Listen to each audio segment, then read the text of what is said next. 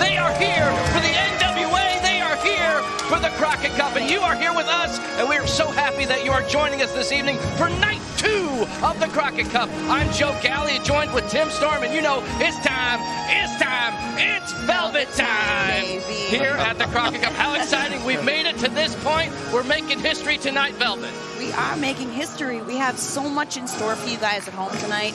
And those in attendance here in Nashville, we have a riled up crowd, as you said. We are so excited. Let's get to the action. Before we get there, let's go through what you are going to see tonight. Let's take a look at where we're at. I know I'm at the edge of my seat as well, as we are looking forward to some incredible matchups, especially in our Crockett Cup Tag Team Tournament. But let's talk about this first, our NWA National Heavyweight Championship match. Anthony Mayweather made the request. He wanted to take on Dane and defend that championship. A bitter blood feud between these two. Dane says he's out to murder Mayweather. And our NWA World Women's Tag Team Championships, the Hex, after a triumphant trip to Europe defending those championships, they have returned to the United States. They've returned to Nashville. They're taking on Kenzie, Paige, and Ella Envy.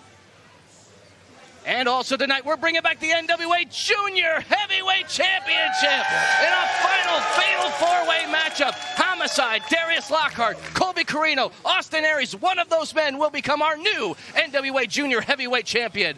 And our NWA World Women's Championship match. It is going down here. Kamille defending that championship, which she is holding on to with an iron grip. But she has to go up against Smiley Kylie Ray and Mrs. Matt Cardona in Chelsea Green. Tyrus, the NWA World Television Champion, absolutely dominant, but he's going to be going toe-to-toe with the Red Dog, Rodney Mack. That is going to be an all-out brawl. And in our main event, the NWA World's Heavyweight Championship match, Mack Cardona, the champion, versus Nick Aldis with Double J, Jeff Jarrett, former NWA World's Heavyweight Champion. He's our special guest referee. And this is the breakdown of the bracket. Last night was a barn burner. Absolutely incredible. Every bracket was busted. You can see the Cardonas. They're going to be taking on the Briscoe brothers a little later. But right now, are we going to that? We're actually going to be going to that match now. But a little later, we'll be La Rebellion versus the Commonwealth Connection. Let's keep the Crockett Cup going.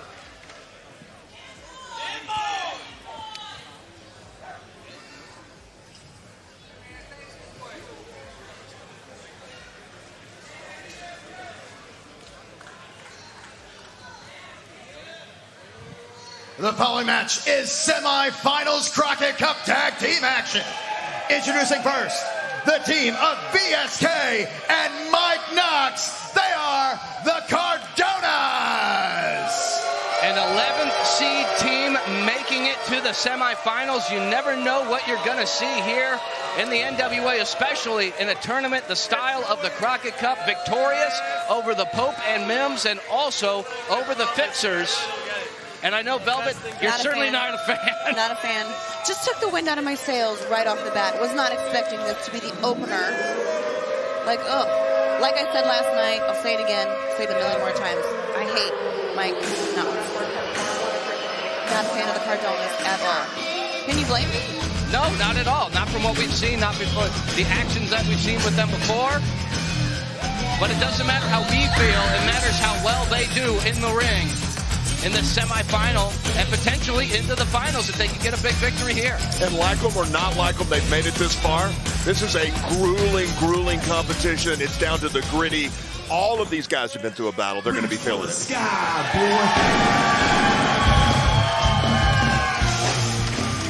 we go. And their opponents from Sandy Moore, Delaware. This is Mark and Jay, the Briscoes. I have to say the Briscoes, in my opinion, were the most impressive team last night in the first rounds of the Crockett Cup, where they took out the Now, they took out the Dirty Sexy Boys, and Dem Boys are here to make history. And they're such a crowd favorite. Everybody here on their feet for the Briscoes. Well, Dem Boys last night brought intensity to everything they did. Yeah, and they're going to bring it tonight. We just have to see who can match that. We'll see if your favorites, the Cardonas, can match them or not. They're going to put the Cardonas in their place. Go Briscoes. Here we go. How can you not love the Briscoes, though? One of the most accomplished tag teams walking the earth today. ROH Hall of Famers, former 12-time ROH Tag Team Champions. They are ready to go. IWGP Tag Team Champions. The one thing they haven't done in the sport of professional wrestling is win the Crockett Cup. They came close in 2019. The winners that year were Villain Enterprises, Brody King, and PCO. Well, and one thing you don't normally see from Mike Knox is the reservation in getting the ring. He is approaching this very, very carefully. He knows exactly what he's walking into, and I think he's putting a lot of thought into how he wants to approach this. Look at his face right now. Yeah, he knows. He knows the intensity these guys bring. Briscoes ain't no joke. Scott Wheeler, the official for this matchup. VSK starting things off with Mark Briscoe. And Scott Wheeler may have the toughest job of the night. That's true. I don't think you want to do that. I don't think that's how you want to start. Here we go, boys. Immediately picking the leg and going after the smaller man with side headlock. VSK taken down with a big shoulder block.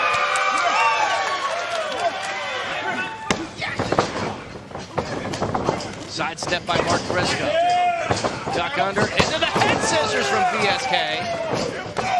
Kick to the midsection, follows up with a knee strike. Step up enziguri. Rocks Mark Briscoe. Hey, listen, I have tons of respect for everything he just did athletically, but you take it all away when you hesitate and turn your back on the Briscoes. Mark Briscoe out onto the apron, blocks the punch. Some redneck kung fu. And look at how smart. Punching him, forcing him into the corner, and the tag is made. Oh, and a big running boot there. And now Mark Briscoe taking Mike Knox off of the apron. You don't accomplish everything that them boys have accomplished without being smart tag team wrestlers. Exactly what you just said. Take them to your corner and beat them down. I love the Briscoes, their style. I mean, they're all out brawlers, but they're incredible athletes as well. I love how they mix that up. Well, and they'll surprise you. I mean, you're right. They will be physical. They will brawl. But at any given time, they will take you to the mat and wrestle with you, too, and then come right back up and punch you in the teeth. Right in the teeth. Yep. Their style is unique. And you might not be going home with the same amount of teeth after a match with the Briscoes, especially if they're a headbutt like that. Tag is made. In comes Mark Briscoe. Shot to the ribs on VSK, who desperately wants to make a tag to Mike Knox. The largest man in this matchup. Yeah, but it doesn't matter. It doesn't matter how big you are if you don't get in the ring. And right now they've isolated, and they are not going to let him in the ring. Into the cover with a crossface. 1 count. But look, I mean, again, look at Mike Knox right now. He kind of tucked his leg in there. He wants to be a part of it. He's not going to rush in. He's smart enough not to run into a buzzsaw. Double shoulder tackle by them boys. And I think what's so important here is they want to make sure their Cardonas start with some good momentum here with a major victory, with Chelsea Green in the hunt for the NWA World Women's Championship, and of course, Matt Cardona defending the World Heavyweight Championship in our main event tonight. The Cardonas are looking for a clean sweep, but I don't know, going up against them boys, that's a tough start. Mark Briscoe, now the legal man for the Briscoes. Right out of it. Yeah, think about, just for a second, think about, I don't know the start time of this match, but look how long we've gone. Mike Knox still on the apron. Yeah. I mean, he cannot make an impact as long as he's out there. A smart strategy by the Briscoes, which I wouldn't expect anything less. VSK sent face first into the apron. Here comes Jay. Oh, what a splash in the corner. But by the look Sets him up. By the look on Mike Knox's face, it looks like he's really not interested in getting in the... Oh, here he goes. It's a tag made. Oh, my God. Here comes Knox with a cross body. Let me back up on those words real quick. Well, and when he came in, when he finally does come in, he comes in with impact. 300 pounds of impact, Tim. And again, I know how you feel about the Cardonas, but when he comes into the ring, he's one of the guys on the roster, and I'm gonna very carefully say Look this. at VSK cutting corners, choking the livelihood of Jay Briscoe with that ball Mike Knox is one of the guys on this roster that actually can match the Briscoes for intensity. And there you see it. Crushing Jay Briscoe up against the middle rope. Tag is made. I'm a little surprised there. I was thinking that he might need a little longer of a break. But a scoop and a slam. And what's Knox doing now? Oh, using VSK as a weapon. Oh, it's a leg drop combo. It could be enough here. 2 count on Jay Briscoe. We haven't seen a lot of that from these guys. The Cardonas just, I mean, they busted out an impressive double team move. You know, to get to this point, they've had to win matches. They're still going. Well, the accusation is they're not a real tag team, but we're starting to kind of see them gel here. They're in the semifinals of the Crockett Cup, so you have to give the devil its due. They are one tough tag team. As Jay Briscoe's trying to find his way out. Here he goes. Boom. Here we go. Here we go. Mark Briscoe taking it to both of the Cardonas. Those vicious chops and forearms. Oh, but he got caught. He hooked him. Breaks it. Step up enziguri. Beautiful maneuver there. And more redneck kung fu. I just love their style so much. Oh. Missed with the chop. VSK looking to capitalize. Into Cardona with a boot. Into the boot to Mike Knox. And now a boot to VSK. Oh, whip gun boot into the corner. Jim Boyd's bringing it again tonight.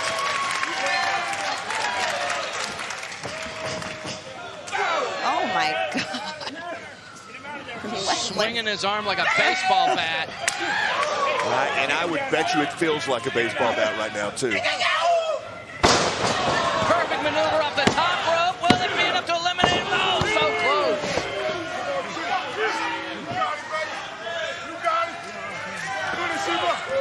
Can't waste any time right now. These seconds are crucial.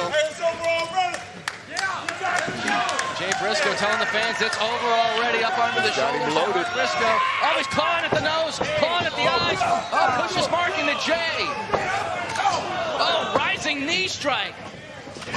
And now up onto the shoulders of VSK. Ooh. The back of the neck crashing into the knee, and here comes Knox. Oh, and a flying in with a crossbody. Is that going to be it? Man. Looking for the... Could it be enough here? Oh,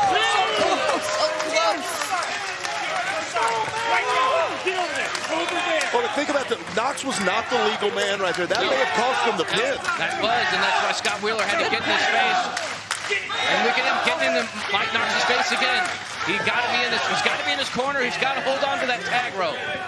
Well, I said earlier that probably the most difficult job tonight is going to be Scott Wheeler keeping these guys in control. Jay's had enough. He's taking it to retribution. Oh, got the knees up. Yes. Knees up and left frog splash. Here's Mark. This is it. This is it. This is it. Redneck boogie. Popping him up. Oh, we're going to see it. Shades of the Road Warriors. Dynamite. Get it. The winners of this match, advancing to the Crockett Cup Finals, the Briscoes! What an exciting matchup that was. Opening matchup. Wow. This crowd explodes. You can feel.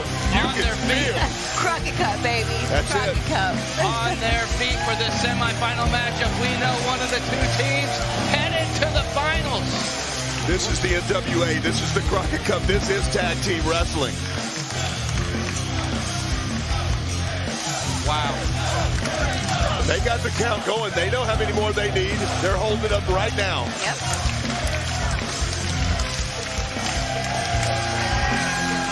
Wow. That's what it's all about. Yes. That's what the NWA, that's what tag team wrestling is all about. Semifinal matchup. Yeah. And we got another semifinal match on deck for you folks right here.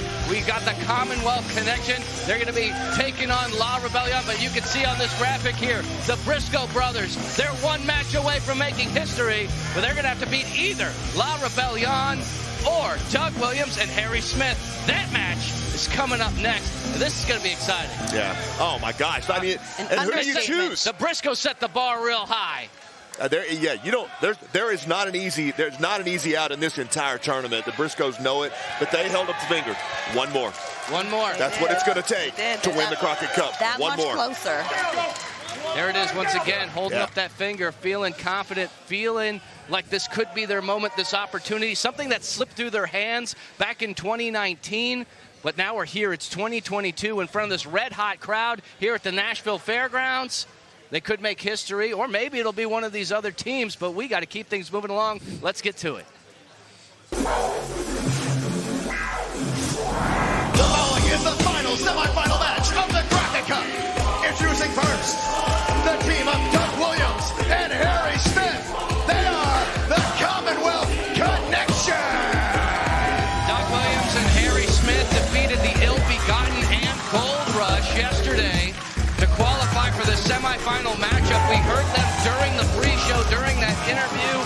Doug Williams says he's a little banged up, but he's going to keep going. He's going to persevere. He's going to move on with this new tag team partner. And I have to say, for the first time that these two men have tagged together, you would think that they've been tag teaming for 2 decades together. Well, but this is, you hear this in an NFL analogy a lot. When you go through a 16, 17 game season, you are worn down, injuries start to take effect. That's what we've got with the Crockett Cup.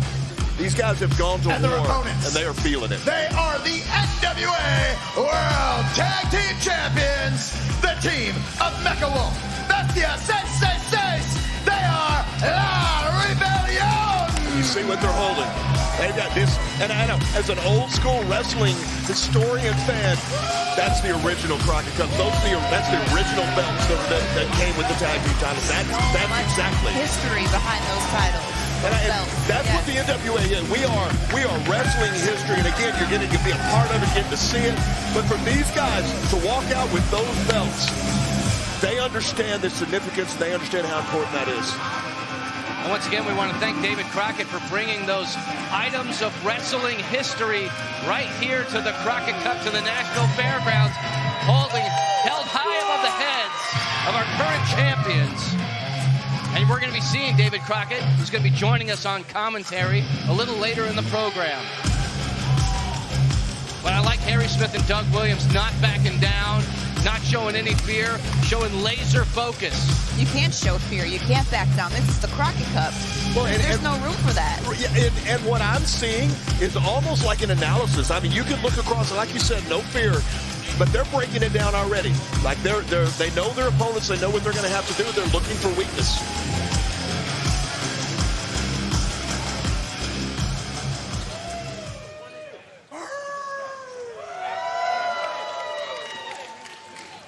I think one of the interesting things in this matchup is you've got a lucha style team, and then you've really got technicians. And it's going to be fun to watch and see which one of those is going to come out on top, which one of those is going to prevail, because it's very much a difference in styles. Doug Williams and Bestia 666 starting out the matchup. And once again, you can see a large amount of that KT tape on the right shoulder. And just like we said right off the bat, you see him that single leg taking it down and starting to work that technical style, because he knows his advantage. He knows that's where he's going to win. Jarrett Fritz, the referee for this semifinal matchup. You know the rules. You know the rules. Hey, he broke it. Let's go. He broke it. Come on. Let's go, Bestia. Still a feeling out process between these two really elite level tag team wrestlers. Well, and the Rebellion have also got to be looking at it right now, strategically thinking, we don't want to get into a technical match with these guys. Yeah. You think they'd want to speed things up? Kind of like what we're seeing Bestia do now. Well, we've already made the point that Doug Williams is a little banged up from the matches yesterday, and the longer that these guys can pick up that pace, stretch that out, the more they can take advantage of potential injuries. I don't think that's going to slow Doug Williams down at all. No. Not one bit. And take a look at Harry Smith. Oh, look at that, using his head. Oh. And we know, we use it over and over that Doug Williams is the ambassador of British wrestling. But the truth is, he's just an ambassador of wrestling. There is no quit in that man. He's going to keep bringing it no matter how he feels. And look at, You hear the crowd, let's go, Harry. This guy is a physical specimen with legitimate MMA shooter-style background. They are a great team. And really born into the sport of professional wrestling for sure. And we, you know, third generation. Third generation. You know, when you go through that past and you know that you've paid that price in the dungeon, there's no quit with these guys. Lateral press, kick out at 2 by Bestia. He's reaching out for a tag. And look at, and as he picks him up, notice which way he's directing him. He's going to keep him. He's going to keep pushing him back toward his partner. And here comes Mecklenburg with a chop block. Did not want to see that big sit-out power bomb. Did a little bit of damage to the leg of Harry Smith by that. Doug Williams is livid here. I mean, he's basically saying, you're pushing me out of the ring. I'm not the one that came in and took the cheap shot. Drags him over to the corner It's tag. a smart way to keep a big man down is go to work on his leg. Savage kick to the thigh by Mechlewolf, getting in the face of Doug Williams.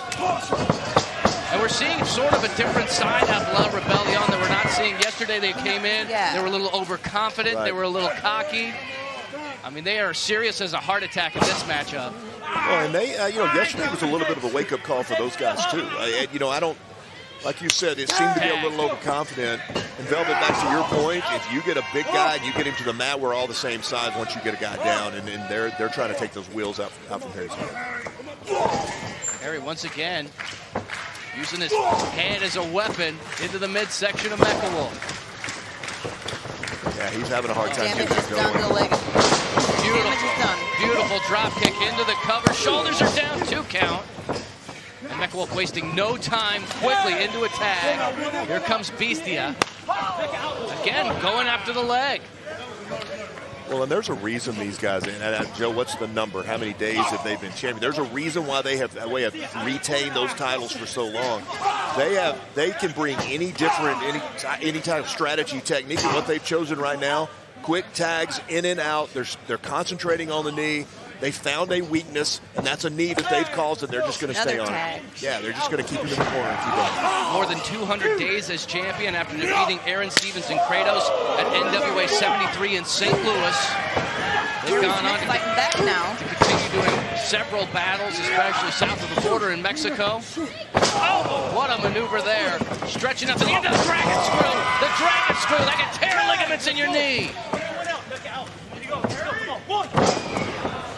Drop kick to the leg once again. Hooking the leg. Deep cover, 2 count.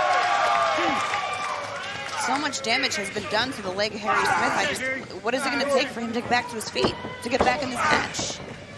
Well, we know he's a fighter. We know he's going to keep coming. He is a fighter, but at some point, even as he fought out of that corner, you're still a full length of the ring away. How are you going to make that tag?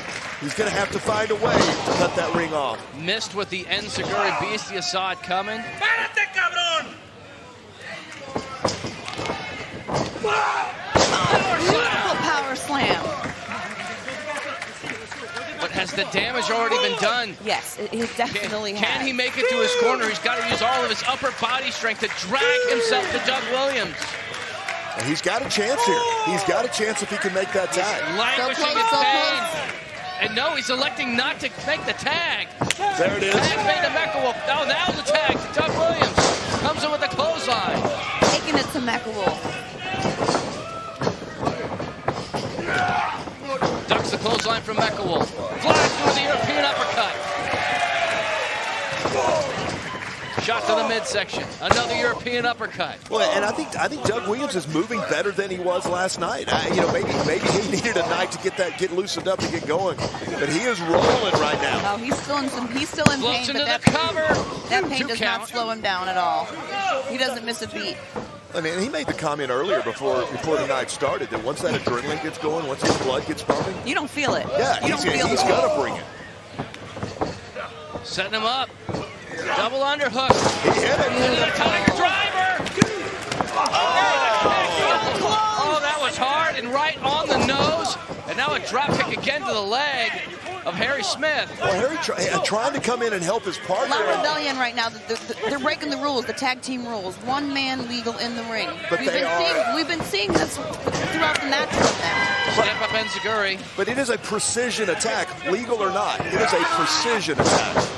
Springboard into the DDT. Will this be enough for the champions? Oh, so close. Doug Williams getting the shoulder up. They are the champs, and they need to represent the company, you know, the respectful way. One legal man in the ring at a time. And I'm a big fan of La Rebellion. I don't disagree with that. But that's how we do things here at the Crockett Cup in the NWA. I agree, but there's a reason why they've been champs as long as they have. I understand the reason, but, you know, doesn't excuse the rule breaking of how we do things here in the NWA. Oh, look at this. Harry Smith, he's on the outside. He's trying to stretch that leg. Perhaps trying to get some feeling out. Oh, look at the power. If he can roll him over, if he can roll this through. I think Doug Williams was trying to transition. Look at Mark in the base. They're looking for Mark in the base. He missed it. He missed it. He's trying to get him to the middle of the ring. And Harry Smith was there to break things up. Well, and I'll tell you, you don't see those guys misstep very often. And now it's going to be up to Doug Williams and Harry Smith to take advantage of that. But I tell you what, both of those guys could be hurt right here. That's what you're seeing. That's the attrition that you see when you have this type of tournament. You start to get exhausted. Things don't go your way. And now, La Rebellion with Doug Williams. Oh, they're setting him up. Oh, they've got him loaded. Oh boy. Doug Williams Doug Williams transitioned out. There goes Harry Smith. Dumps Michael up on the concrete floor. He went hard into the steel guardrail. Doug Williams buried that head in the mat. They have a chance here. Picking up Beastia, putting him up on the shoulders. Oh, what are they thinking here? Oh, this is not going to end good. Beautiful. Shane to the British Bulldog. He gets it. They pinned the champs. They just The winners of this match, advancing to the Crockett Cup Finals, the Commonwealth Connection. The champs have been pinned. The tag. I can't believe what we just saw. Absolute war of attrition. We've got guys in there that are so banged up that it's so physical. They had to go through the gauntlet of last night's matches. We saw one misstep, one time, and these professionals, these veterans, take advantage of it. There's one more match to go. One more match to go. And here we go, folks. Here is the finals, the Commonwealth Connection. Doug Williams, Harry Smith taking on Mark and Jay, the Briscoe brothers. We have one match left. One of those two teams will make history and be the winners of the 2022 Crockett Cup here in Nashville. That's exciting. Well, and just like we said with the Briscoes, one more match. But right now, what we have to look at is the Commonwealth. As they walked out of the ring, we had one guy holding his shoulder, one guy holding his knee. This is going to be a battle. It's anybody's ball game, though. Absolutely anybody's ball game. Ladies and gentlemen, we're going to throw things over to Kyle Davis at the podium. Thanks, Joe. Right now, I'd like to bring out the man himself, Da Pope.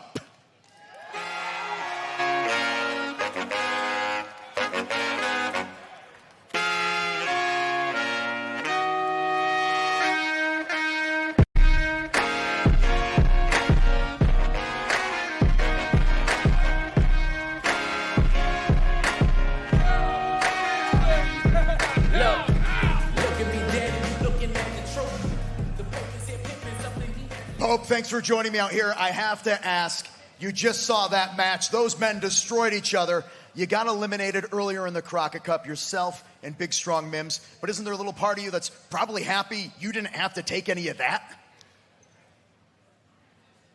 Textile Cow, how cool of a moment this is for you to be standing here next to Pope as we are live in living color, in public, if you will, from Nashville, Tennessee. Now, you just said it, and Pope don't have to repeat it because I'm here based off of what went down at Crockett Cup night one. Obviously, things didn't go the way of Big Strong Mims and Medium Strong Pope. However, However, last night was simply a reflection of the life and times of Pope. Pope has been knocked down. Pope has been beat on. Pope has been concussed. But, Daddy, I'm still here, and I feel no ways tired. I feel no ways tired, Daddy. I love the excitement. I love how you're feeling. You mentioned the concussion. Mike Knox, the Cardona family, they were involved in that all happening. Tonight, the main event, Mack Cardona defending the championship. And I'm just going to put it out there. Last time I checked, Champion Series, I remember this, you remember this, your team won, which means you have a championship opportunity whenever you so may choose. Yeah. So I believe that you're asking, you're propositioning, if you will, Pope, for an answer to a question. And that's the $1 million question, because everybody would be rich because the answer remains the same. When that time comes, the boys in the back and the fans alike, everybody's going to see it coming, Daddy. No matter whether the sun is coming up or the sun is going down, no matter the season, Daddy, Pope's going to let everybody know that he is the reason for what's causing all this. You heard it from the Pope himself. Let's go back to the desk. Pope's energy, it's so infectious. Isn't it? It really it's is. Pure excitement. Man, it is. Just sitting here watching him, you just get amped up, you know? Like, I love the energy he brings here in the NWA. And Kyle brought up a great point. He has that Champion Series victory, as do you as the coach, Velvet. Hey. I'm just saying, not for nothing here. I'm just saying, too. Never Watch know. out. You never know. You never know what could happen here in the NWA, but we do know that this match is going to be physical. It is going to be brutal. There is an absolute blood feud between these two. Anthony Mayweather, really our new national champion. Right. Big defense against his former partner, his former best friend, and now biggest rival, Dane. That match is happening right now. And the hatred between the both. The following match is one fall with a 20-minute time limit. It is for the NWA National Heavyweight Championship. Introducing first, from Bakewell, Tennessee, weighing in at 284.5 pounds, this is the Dane event, Dane! I mean, what do you guys think about this? I mean, he says that he killed Crimson, and he's looking to murder Mayweather tonight. Well, and I think one of the things that the most disturbing to me that he said was, don't call him my brother. And I've known both these guys for a long time. I've known their partnership. I know the success they had. That's a strong statement. And to say all those other things aside, when you use that term, brother, that means something. Yeah. And he said, don't call him my brother. So much bad blood between the two of them. This is going to be ugly. You can't undersell the size and the strength of these guys. You throw in the intensity and the complete dislike, violence. And from Nashville, Tennessee, weighing in at 252 pounds, he is your NWA National Heavyweight Champion. This is Anthony Mayweather!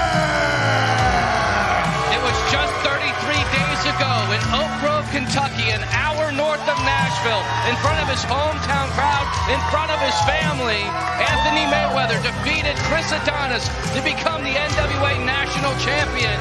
And he defends it here at the Crockett Cup. In his hometown, too, of Nashville. That was an emotional win, and it was emotional for everybody. That was a long time coming. You know, he deserves to be the champion. He's paid a true price. A veteran of the U.S. Army. A really upstanding man in his own right. A true example of what it means to be a champion in the National Wrestling Alliance. You know, I have to wonder, you know, this is his first title defense. And it's against legitimately his most bitter rival. I wonder if that gets into, will that play? Is that going to get in his head a little bit? I think Anthony Mayweather, he chose Dane as his opponent here at the Crockett Cup. He wants to prove a point. He wants to prove to everyone with what happened inside that steel cage in Oak Grove, Kentucky several months ago. That was a fluke. Oh, I'm looking at it. Oh, right away off the bat. Taking it to Dane. Remember, River King is not starting this match. He is trying to regain order. The hatred you can feel. Anthony Mayweather is not playing. I mean, we know that. We know it's serious here. Oh, my God. What a throw! What a throw by the Dane event.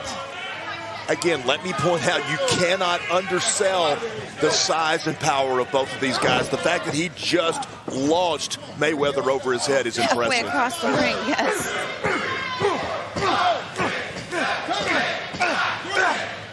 I'm surprised he stopped at 10, to be honest. Well, and just like you can't, I mean, for those of you watching, you could hear knuckles hitting skull. Come to the eye by Jax Dane. You may remember he almost blinded Anthony Mayweather, throwing rubbing alcohol directly into his face during that cage match. Mayweather making a full recovery, then becoming our NWA National Champion. Quite a story of resiliency with Mayweather. Dane putting on the brakes. Wait a minute. Jax Dane, what's going on here? I won't question the strategy here. No, I won't question the strategy here. I'm just surprised. I was not expecting that either. Where's he going? Is he leaving? Is he going? Nope. Is he reconsidering this? Here comes Mayweather, he's meeting him out here. Meeting him out on the floor. Sends him over the steel post.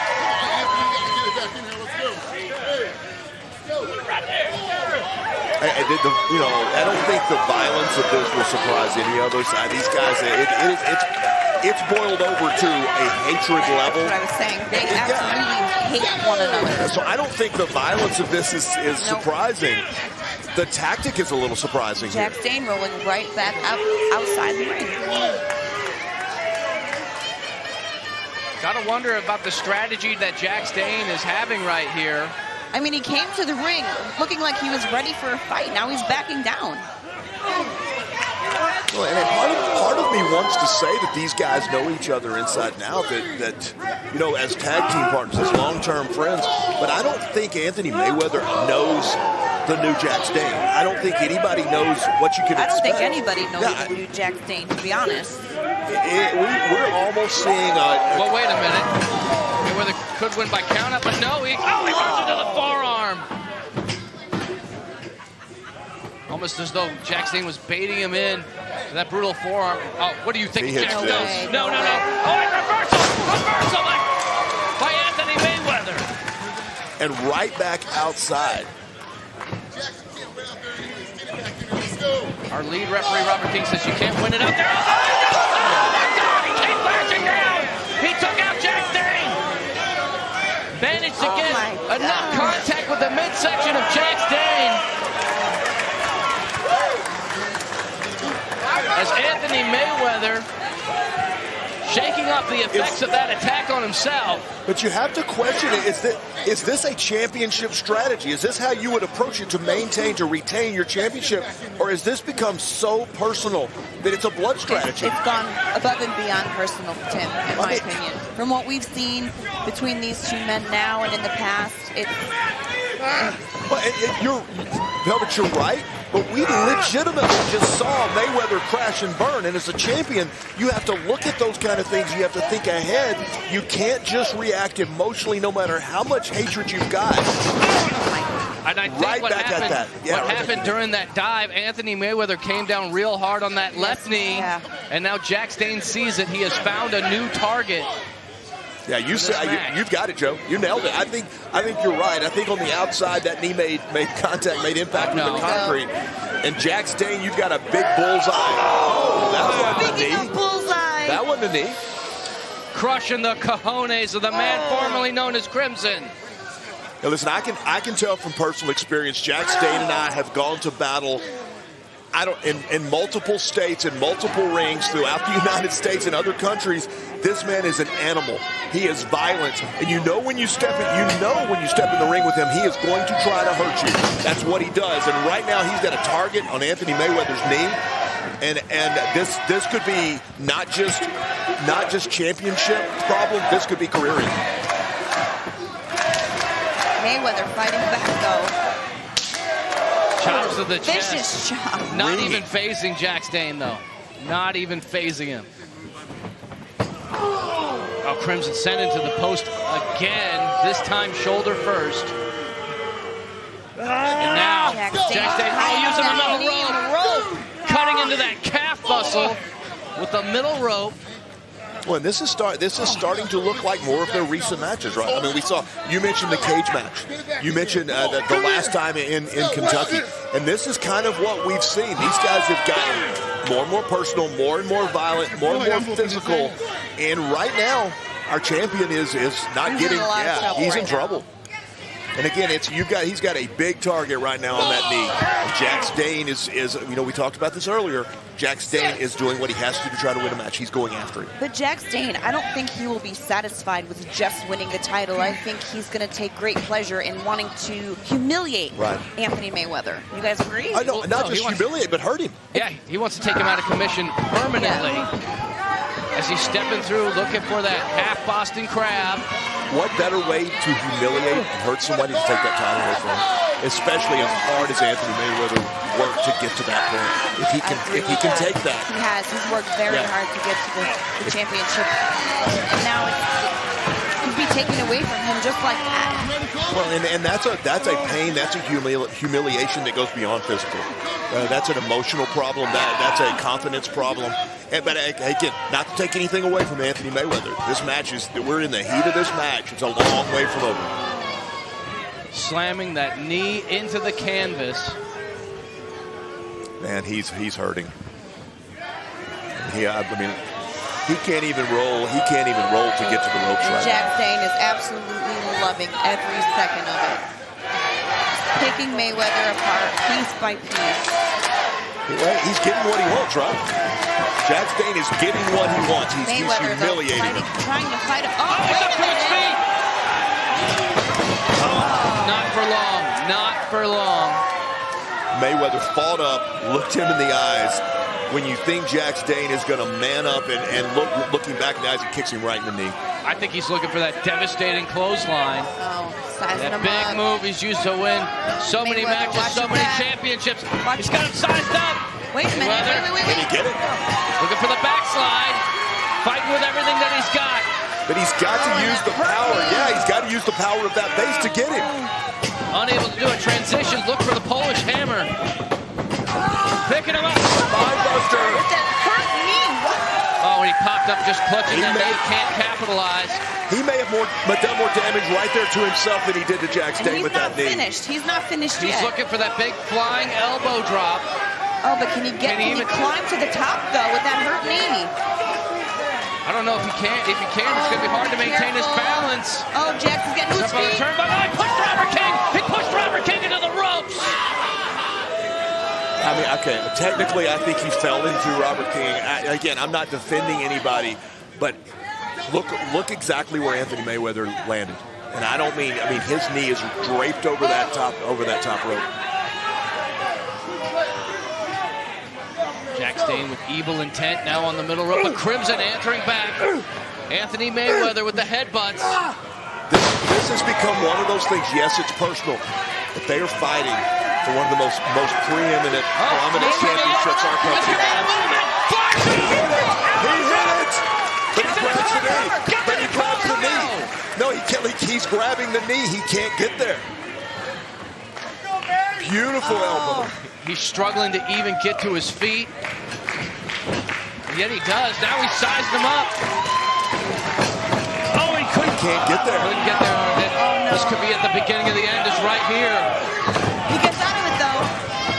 Oh, the Can his knee hold it? Can his knee hold it? Can he hold it? No. The weight was just too much. Jax realizes that he knows the damage that he's done. Oh, that knee is in really bad shape. It must only be a matter. Now he's tearing down the knee pad, exposing the knee. Hey, check this. That exposed knee being stomped on. Is he even trying? Again, look what this is for. This is more for the about title. humiliation than it is. I feel like it's like I said before. It's more about humiliation on the part of Jack Dane than winning the title. I feel like the title is just in hindsight right now. He has elevated this. I don't know what it is. It's unhealthy. Who's the man? Mayweather, he's got the armbar. He's got the armbar. He's got it in, a cross arm breaker. Oh, can you tap out? Can you tap out?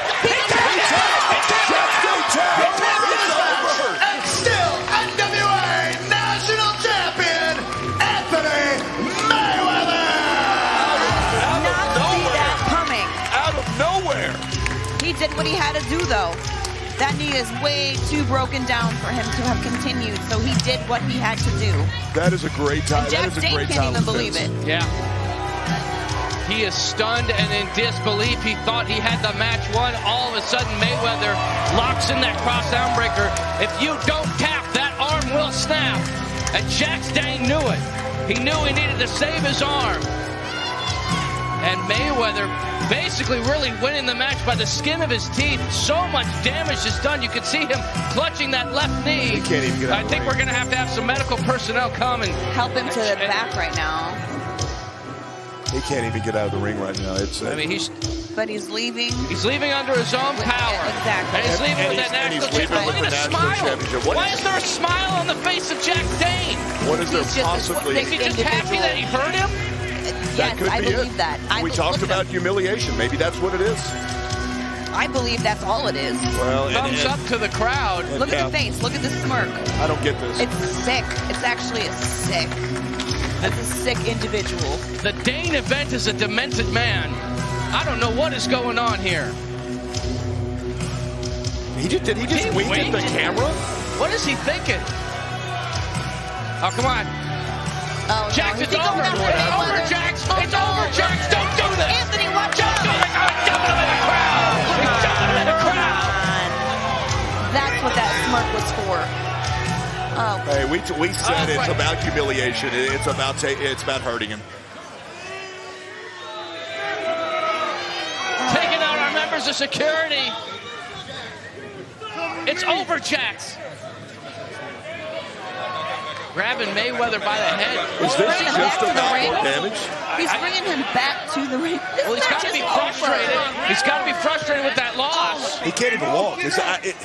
What more damage can be done? What is Robert King is bringing to? Oh my God! Face first into the steel steps. He's telling him it's over. It's not over for Jack Dane, though. Oh, now he's trapping the legs. We got to get some security. We got to get some more help out here. Come on. Can he do more damage to this leg? What is he doing? What is he looking for? He's got the spare turnbuckle. He's got a spare turnbuckle. No. You're a savage beast. You're a monster, Jack Dane. Oh my God, I can't even watch Oh my God, the point of the turnbuckle going directly into the knee. He's calling for the ref. Is he going to hurt the ref now? He really is a savage beast. He's calling. I think he's calling for Kyle Davis. What is going on? He's cashing in his championship title match. Oh, the Champion Series! Oh my God, he was on your team! Right, we forgot he. Belle, that he was on your team! Oh no! The following match is for the National Heavyweight Championship. Now we know why he was smiling. Jack Dane versus Anthony Mayweather. Jack Dane knew and he does not care what this crowd thinks. He had this plan in his head all along. He knew exactly what he was doing from the minute he stepped out from behind the curtain. And Mayweather, after that savage beatdown with that turnbuckle to the knee, I'm surprised he can even get to his feet. He can't get to his feet. Robert, you have to throw this out. Robert, you can't let this happen. He has literally been sitting on this title shot for decapitating Mayweather. No. Come on, like this. Not like that. The winner of this match and new NWA National Heavyweight Champion, the Dane event, Jack Dane. Standing over Mayweather. He knew exactly what his plan was all along. Come out, break Mayweather's knee down, humiliate opportunity. And there is there's no greater way that he can hurt his ex-friend, that he can humiliate his ex-friend, than exactly what he just did. He just took that title away in the worst way possible and may have ended a man's career. The ultimate opportunist in the Dane event now. Once again, an NWA national champion. And this crowd is letting them know how they feel about it as we're having more of our security and medical staff. Mr. Dane event. Tell him. You tell him. It's your job to tell him. You tell him. And new NWA National Heavyweight Champion, the Dane event, Jax Dane!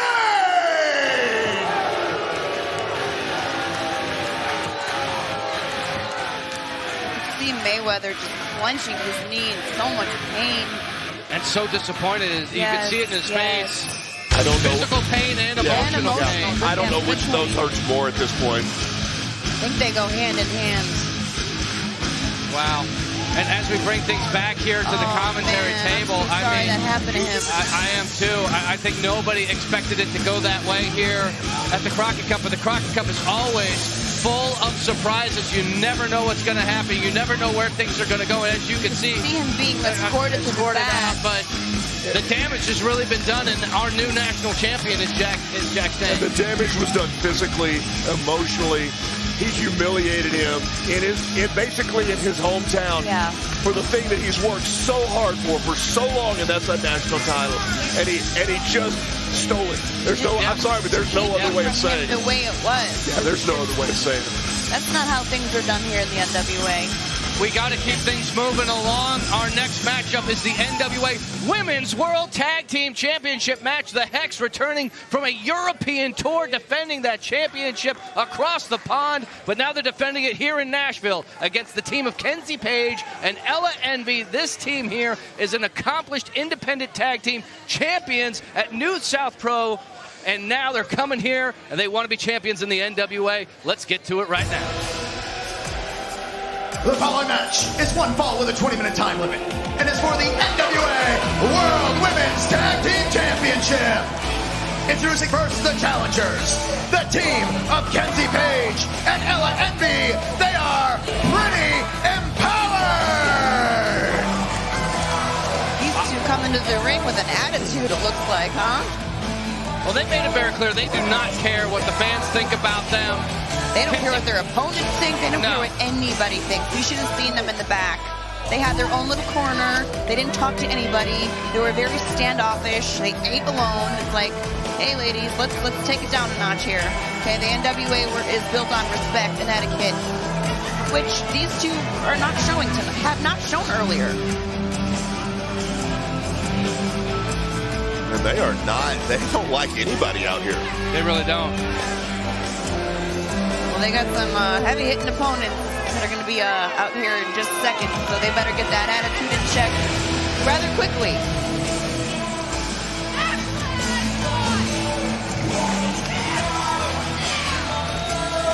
Kenzie Paige has had opportunities at the NWA World's Heavyweight Championship, has come up short, and perhaps this attitude changes because of that. I was just going to say, this new attitude from Kenzie Paige. They are your NWA World Women's Tag Team Champions, the team of Marti, Belle, A.K. Allysin K. They are the Hex. The Hex so impressive at NWA Empower, becoming our NWA World Women's Tag Team Champions. And when they have the word world in the title, they mean it. They want to defend these championships on every single continent, and I think that includes Antarctica, if we could have a match there in front of some penguins, because they want to go all over the globe and hold on to the gold, but can they hold on to it here at the Crockett Cup? We've seen so much incredible tag team action already this weekend. We got another match for you on deck, folks. And they bring in a great combination of speed, power, and ability that you don't see in a lot of teams. This is going to be a tough matchup.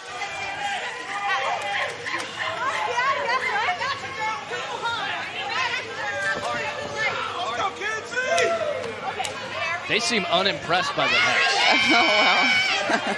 They forget who they're standing across the ring from, though. But they're about to get reminded really quick. Holding those championships high above their heads. Incredible examples of what it means to be a champion in the National Wrestling Alliance.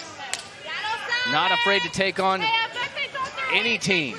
Well, proud to be the tag champions, and there's a reason to be proud of that. Guys, what did happen to Kenzie Paige's attitude? Remember when she first came to the NWA, she seemed really kind of sweet and reserved and just kind of happy to be here. Like, what was the shift? You also have to remember, during that time, she also got a pretty severe shoulder injury. Right. She was on the shelf for a while, and then she aligned herself with Ella Envy here.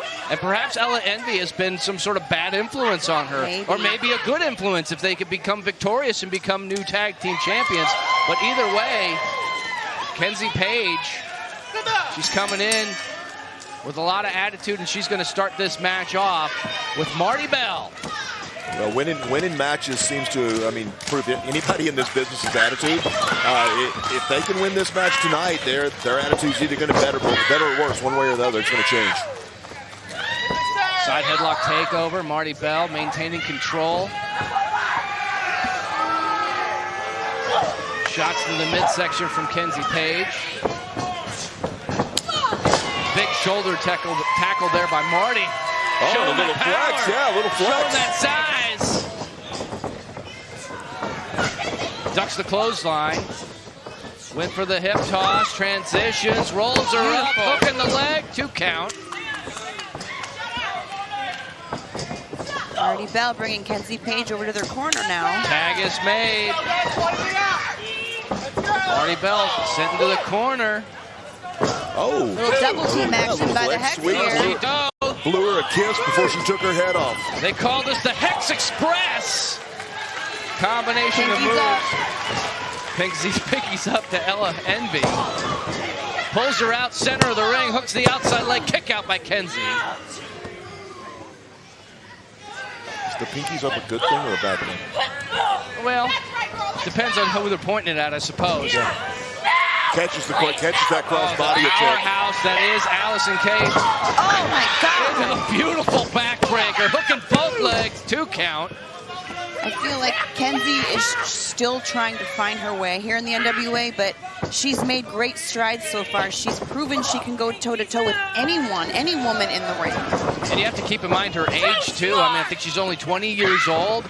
Sky's the limit for her career. And has been wrestling for, 5 years? Yeah, and she recently, let's not forget, Kenzie Paige has recently signed her NWA contract. Very nice. Okay, I did not know that. I'm not surprised, but I didn't know that. And she wants to bring Ella Envy into the fold as well, and one way to do that. Oh, look, what's that? Are they trying twin magic? Wait, Allysin. I think that's exactly. Oh, wait a minute. Kenzie Paige now. It was just enough of a distraction. It was just enough. Oh, not full. Oh, my God. Throws the back elbow. I was wondering why they were wearing the matching headgear. That was all part of the plan. Big slam on Kenzie Paige now. Woo!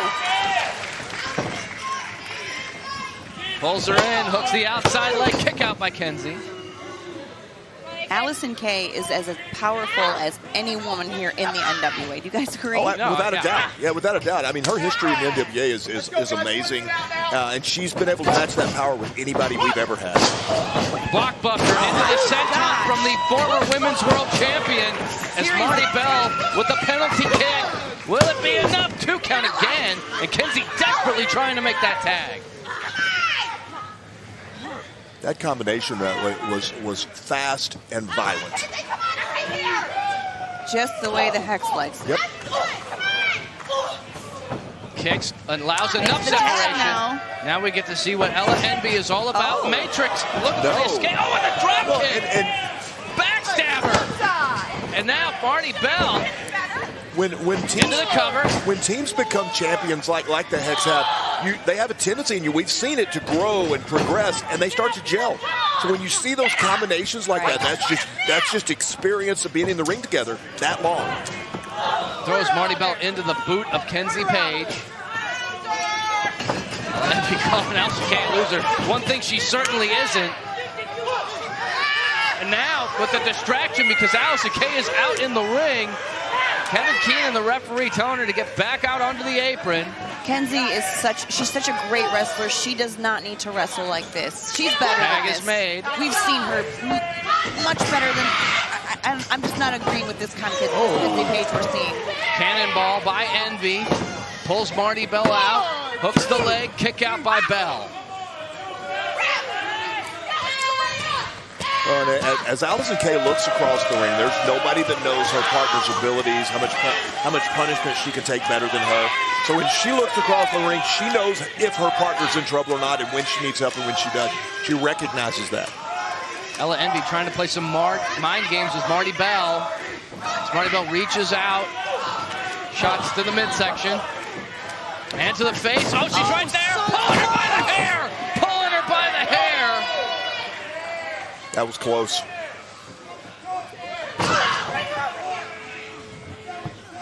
Now Ella Envy staying in control, bringing Marti Belle back into the corner. Oh my gosh, that stiff forearm by Kenzie Paige. Now Ella Envy.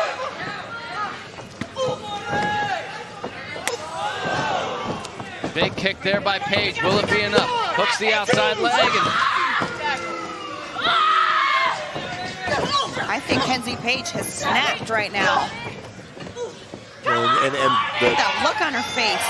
The look on Allysin Kay's face has changed too. She's starting to recognize that her partner is in some trouble right now.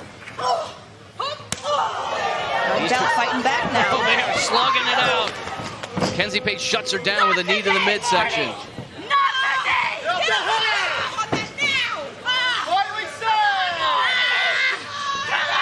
Making a mockery out of Marti Belle now. Leaning way back, wrenching that in. Allysin Kay getting this crowd behind Marti Belle. Marti's so far away from her corner too. Jawbreaker. Step up into the pump kick, but tag is made. Make it? She's close. Can she make it? Envy takes Allysin Kay off the apron. She falls to the concrete floor. And now the team, known as Pretty Empowered. Oh, miscommunication! She just knocked down Kenzie Paige with that roundhouse kick. She just straight up knocked her out. Well, and that's experience. That's a lack of experience as a tag team. And she makes the tag finally. Here comes AK. Allysin Kay is ready to go. Oh, big clothesline. She's taking her head off in this. She's been waiting a long time for an opportunity to get in the ring. She's taking it out on those opponents right now. She's ready to. She's going to try to put this away. Her up. So look at her. Hex marks the spot. It's got to be it. That's it. The winners of this match, and still NWA World Women's Tag Team Champions, the Hex. A standing ovation here at the Nashville Fairgrounds for the Hex. Triumphant here in Nashville. Hard-earned victory, but they absolutely earned it. Yes, they earned it. They earned it, and they deserve it as well. And it's such a big stage on the Crockett Cup where the focus is on tag team wrestling, proving once again why Allysin Kay and Marti Belle, why the Hex are the best female tag team in the world, arguably one of the best tag teams, period, in the world right now. Absolutely. Without a doubt. Fantastic title defense. And you said that they've been defending these all over the world. There is no bigger stage than the Crockett Cup tag team. There is no better stage, and they just did it again. They just did successful defense. And the crowd, look at them. Yeah, everyone is absolutely loving it. They love the Hex. I absolutely love them as well. Yeah. But we got to keep things moving along. Our next matchup, we will be crowning our new NWA Junior Heavyweight Champion. Yeah, he's taking too much. Stay up there clapping. What is he doing clapping? Shot to the throat. Huh? Looking for that. Yeah, the Koji cutter. Yeah. The Koji cutter. He got paid. He paid for it too.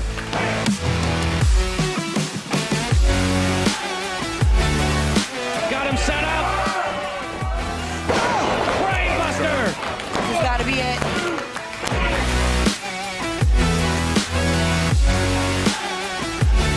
Oh. Went for the super kick. Colby saw it coming. Nice. He's got him down. He used the ropes. He used the ropes.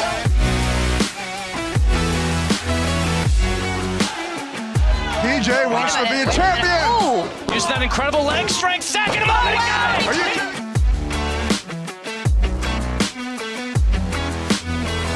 Jay Spade's in trouble. He needs to try to move out of. Oh my God. The magic carpet ride connects. There we Here go. in Atlanta.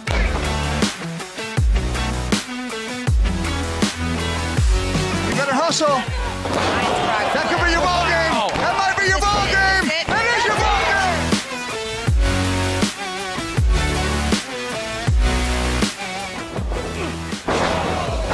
Rolls through. Look out, look out, look out.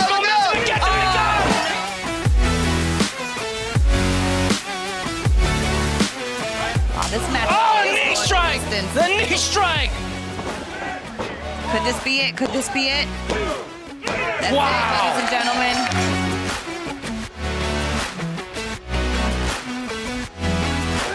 It's got him up! There it is. Brain buster! Center of the ring!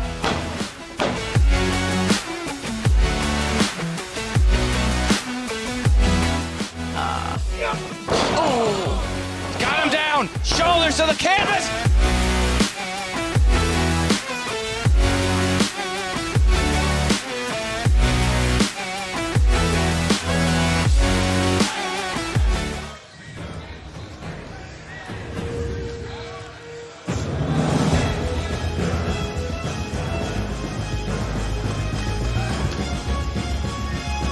And there it is, ladies and gentlemen. The new Junior Heavyweight Championship belt being carried to the ring by our referee, Jarrett. Beautiful. It is absolutely beautiful. We've heard from William Patrick Corrigan on multiple occasions why he chose this design. It is a throwback to the 60s style of the Heavyweight Championship. It's got two initials written on it. Buddy Rogers, who he believes would have competed well in the 225 weight division that we have here for our junior heavyweights, and Ken Fenelon, the first ever NWA Junior Heavyweight Champion. Much respect.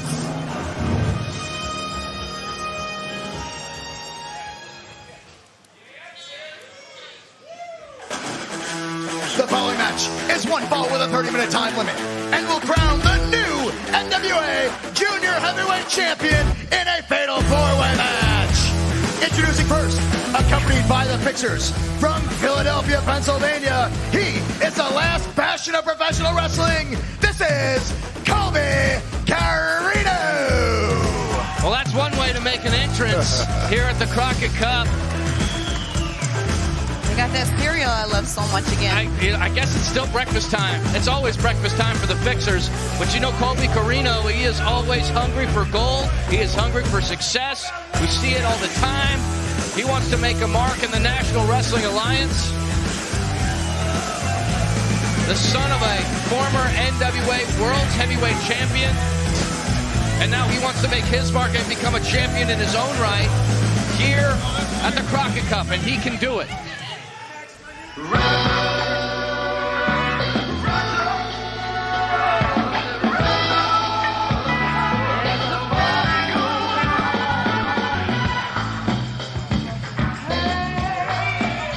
And the second competitor from Charlotte, North Carolina, he is the revolutionary Darius Lockhart. We heard from Darius Lockhart during the pre-show. He is focused, he is ready, he knows how important this moment is. He wants to make history here. He came out and spoke some truth. And he said exactly what he was going to do, and I'll be honest, I don't have any doubt that he can back it up.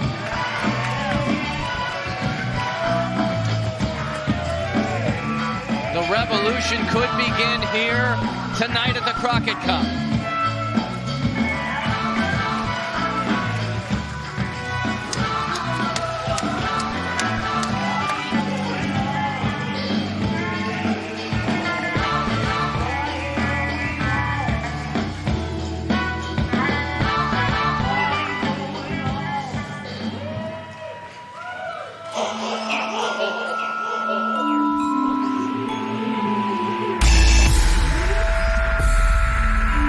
Introducing the third challenger from Brooklyn, New York. He is the notorious legend, Homicide.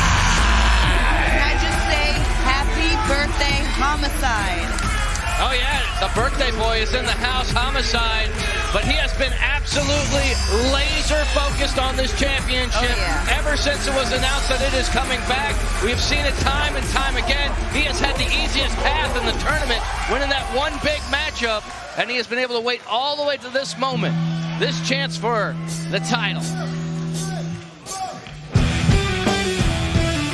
And the final competitor in this four-way match, from Milwaukee, Wisconsin, no moniker needed, this is Austin Aries. You gotta think that Austin Aries has to be the favorite in this matchup. Think of the history, think of the style of this matchup, think of everything that Austin Aries has been able to do in his illustrious career, all the championships that he's been able to hold, but he's never held the junior heavyweight championship. You know, everything you said, Joe, I can't disagree with, but I look at the four men standing in the ring right now, and yes, Austin Aries has a history and success, but he's in there with three other guys, and one of those is Homicide, one of those is a revolutionary, and one of those is the son of a former world champion. The amount of talent in the ring right now, guys, we are getting ready to see such an incredible matchup. I'm excited for this. In the founding of the NWA in 1948, they had a set of founding principles. They only recognized two titles, the NWA Heavyweight Championship and the NWA Junior Heavyweight Championship. And we are bringing it back tonight here at the Crockett Cup 2022. One of these men is making history tonight as the bell rings. Well, I want to give credit to the person who said this to me, but the weight limit is 225. And the analogy was, it's kind of like if you look at NFL quarterbacks and the way those have progressed. This is William Patrick Corgan. He said, if you look back in the history, you had drop-back passers who stood back there. Today, what we have is a hybrid of that. You have athletes that can run, that can throw, that can do everything. And that's what this 225 is. It is a hybrid that can do everything. The two veterans looking like they were trying to brush off Darius, Lockhart, and Colby Corino. And now it is turning into a slugfest as Corino gets dumped to the outside. One fall to a finish in this fatal four-way. Darius Lockhart as well. Now we have just Aries and Homicide now. The battles these two have had over the years. It's incredible. Basement drop kick takes out Corino. Austin Aries crashing. Anything you can do, I can do better, pretty much. Flying in for a big dive on Lockhart. Yeah, he said, "What? Now what do you want?" And they come back nose to nose again.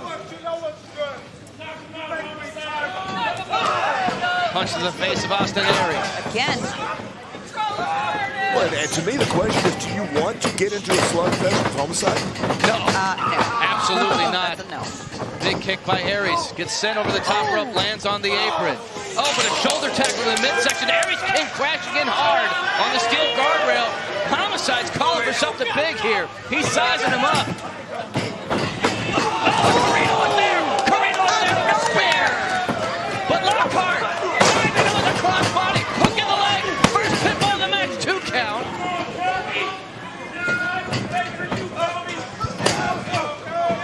He was looking for the Asada driver. He was looking for that Asada driver. No!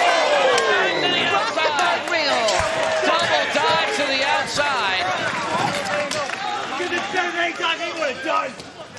Serious damage to Homicide on the outside. And again, whoa. No, went for it again. Lockhart had it scouted. He saw him do it to Austin Aries. Stomp to the foot. Colby Corino picking him up. Oh! Transitioned beautifully into a splash. I think Corino was originally looking for a tilt-a-whirl backbreaker, but Darius Lockhart able to shift the momentum.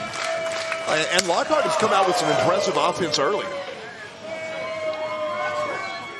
The revolutionary, but now Corino grabbing onto the middle rope. You gotta try better than that. Oh, and he did. Rocked him. Corino said, you got to try better than that. Lockhart answering with a right hand. Oh, Aries still trying to shake that spill to the outside off. Flying in with a knee, rocking Lockhart. Picking him up. Beautiful move there. Standing up. Oh my gosh. Put all of his weight into it. Incredible athlete, Colby Corino is. All four of them. Yeah, all four of these. Gosh. Wow. Just took his head off. Important note, folks, the fixers are not out here. Corino has to do this on his own. As Lockhart gets put in the corner. And he's perfectly capable of doing this on his own. He doesn't need the fixers. It's true. And we're kind of right back where we started, aren't we? I mean, you've really got the two veterans in the ring saying anything you can do, I can do better. And you look at Homicide's shirt. What's it say? It's not rocket science. Homicide answering with a chop to Colby Corino.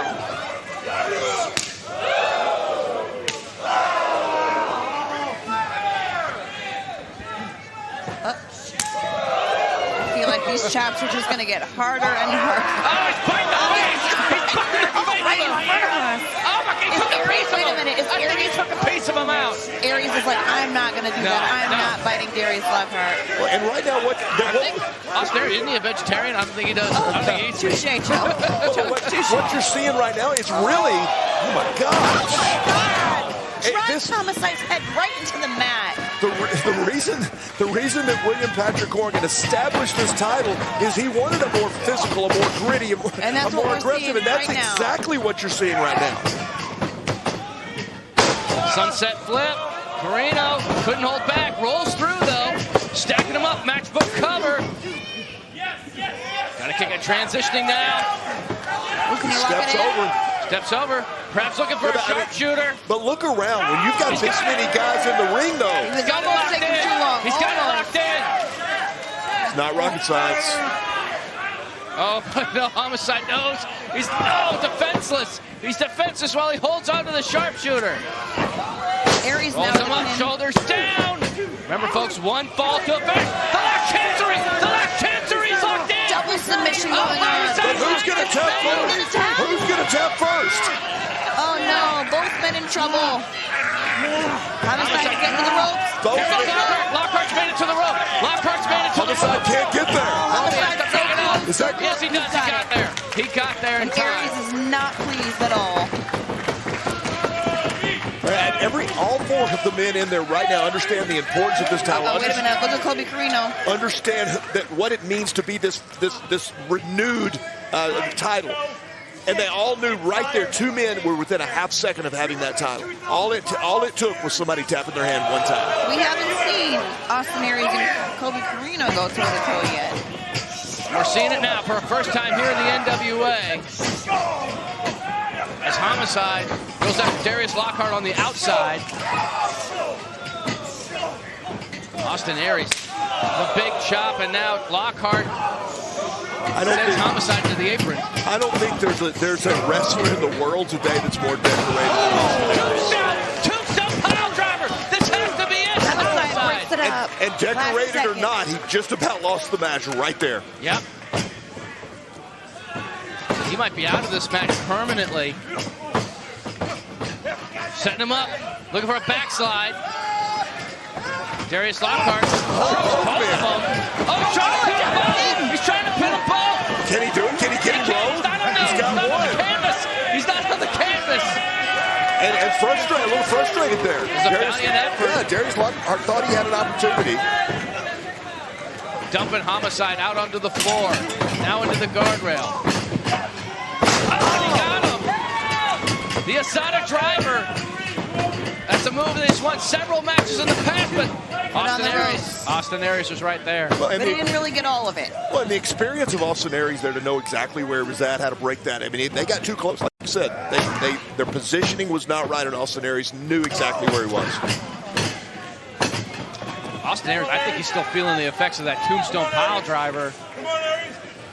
Man, Darius Lockhart, I don't think that's how you want to approach this. I don't think. Transitions. Austin Aries trapping the shin into the shin breaker. Beautiful combination. Incredible whiplash. Bodies laying everywhere. This is what you can expect to see in our junior heavyweight division going forward, folks. Austin's not done. He runs into the the boot. Caught in mid-air. Right now, I think William Patrick Corgan has to be looking at this going, and this is the concept, because he's getting exactly what he was looking for, more physical. Lockhart winning with a knee. Aries moves out of the way. That rolling forearm. Austin Aries feeling it now. And with a drop kick. Setting him up. Oh my God, right on the back of his head. Brain buster, will it be enough to tango? Homicide. So close. Homicide able to barely break it up.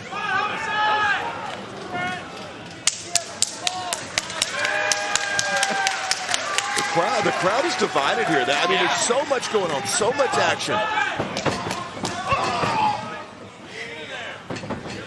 Austin Aries going for it again. Looking for that brain buster. Oh, looking for the cup killer, baby. Austin Aries had it scouted. And with the rolling forearm. Another drop kick. Right on target. I think he's thinking brain buster again. Load over. Load over. Sends him. Rolling forearm. Into Corino. He hit it. Cutter. The Koji cutter. He doesn't know Who's he what gonna to pin. He's going for Corino. He's setting him up. Up on the shoulder. Cup killer. Cup killer. The winner of this match and new NWA Junior Heavyweight Champion, Homicide! An incredible and an impressive show between all four men. It could have been anybody to win that title. Happy birthday, Homicide. Happy birthday, Homicide, absolutely. If you can believe it, you can achieve it. Homicide has been laser focused for months on winning the Junior Heavyweight Championship, and he has just done it. Homicide once again making history in the sport of professional wrestling, once again making history in the National Wrestling Alliance. At the Crockett Cup. That's how you do it, folks. Absolutely. Well, and I guarantee you, if you ask him if I could have one thing for my birthday, that's it right there. No doubt.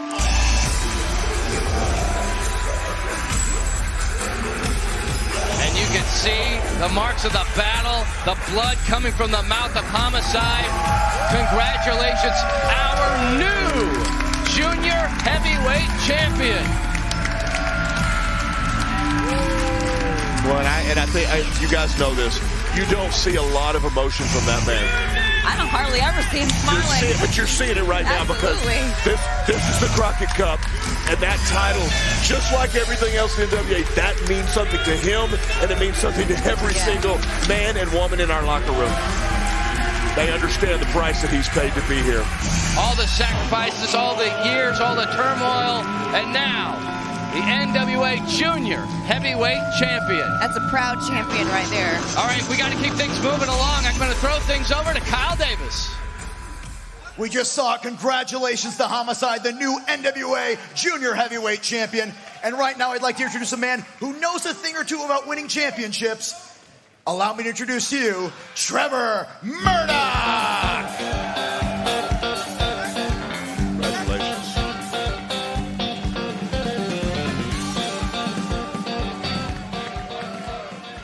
Trevor, thank you for joining us. I can see, obviously, you're not quite enjoying the tournament. You were supposed to be a part of this before everything that happened with Mack Cardona, and I'm being told that you were not cleared to wrestle tonight. Hence, you're here right now with me. And I have to ask you, how are you feeling? I sure as hell ain't happy about what's going on. For the first minute, when I heard Nick Aldis step up, it didn't bother me. Somebody's got to take on Cardona. We are not bigger than the NWA. I am not bigger than the NWA and everybody else here. But the more and more I got to thinking about it, the more and more I had to sit at home as I'm going through concussion protocol. Nick Aldis didn't take not 1 minute. 1 minute. Blood is still running from my head, and he is stepping over me to claim his opportunity to be world champion. To say I'm okay with that, is a bunch of horse shit. So then I need to move on to the next individual in this conversation. Mack Cardona. You took everything from me. For the last year and a half of my life, I have either chased that world title or been world champion. And in one moment, you bounced my skull off the concrete and my whole life changed. And then you proceeded to hit every podcast, every stooge site, and bury this company, talk shit about me, and do everything you could to make me look like I am the most worthless individual in this business. I'm gonna let you know right now, Matt, please, production man, squeeze into my fat square head. Mack Cardona, I'm coming to kick your ass. But the other elephant in the room I got to address is the whole time Cardona was chasing me, saying that I was worthless, saying that the NWA sucked. You cheered him on. When I lost the world title and I viewed the tape, all I heard was 1, 2, 3, for Cardona. It didn't matter what I did before that because I wasn't the newest, shiniest thing for you. Well, guess what? I got nothing to lose now. I have been fired from every company I have been to. At the very least, I am not going to get future endeavored from here because if I'm going to get fired, I'm going out on my terms. So when you folks watch the main event tonight, I want you to take a hard look at the two men that are in that ring. And I want you to figure out who you think you should cheer for. Because at the end of the day, they're both going to have to face me.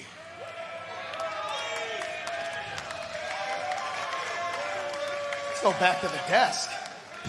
Wow, that was a little intense range of emotions from Trevor Murdoch there.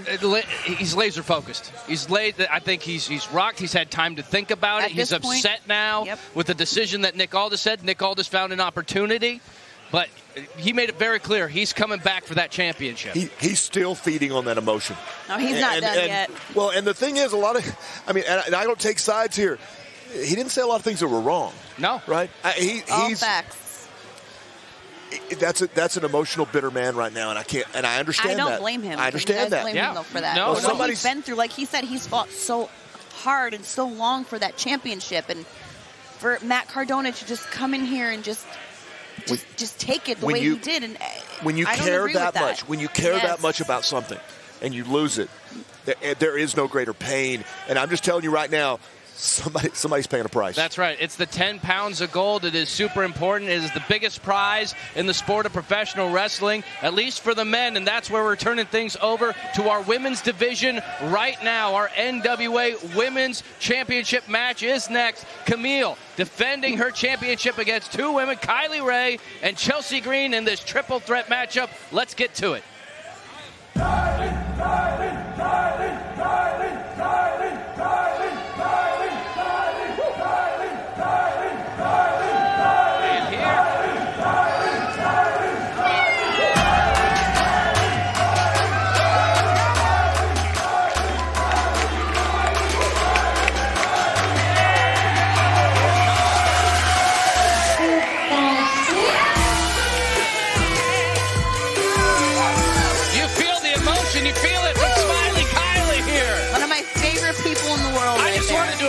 Enjoy that moment. I wanted us to be nice and quiet, just to feel the happiness. And here's the slide. There's nobody in my life that I've met as happy as Smiley Kylie. You may remember, folks, Kylie Ray was originally scheduled at Power Trip in Oak Grove, Kentucky to take on Kamille one-on-one. Due to some travel issues, she was not able to make that event. She was originally scheduled for a one-on-one match with Kamille here at the Crockett Cup, but Mack Cardona used his own power, used his influence to add this woman to the mix.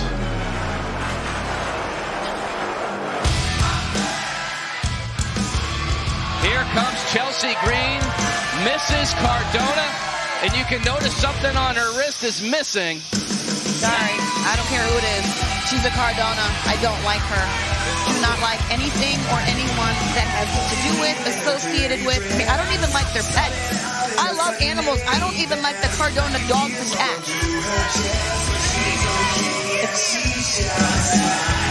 The tag team of the Cardonas have been eliminated from the Crockett Cup tournament, but Chelsea Green could turn everything around. How can you be married to someone like Mack Cardona? I mean, I just don't get it. Unless you, deep down, you are the same person as him, which I guess she is. I almost sympathize with her, but I can't.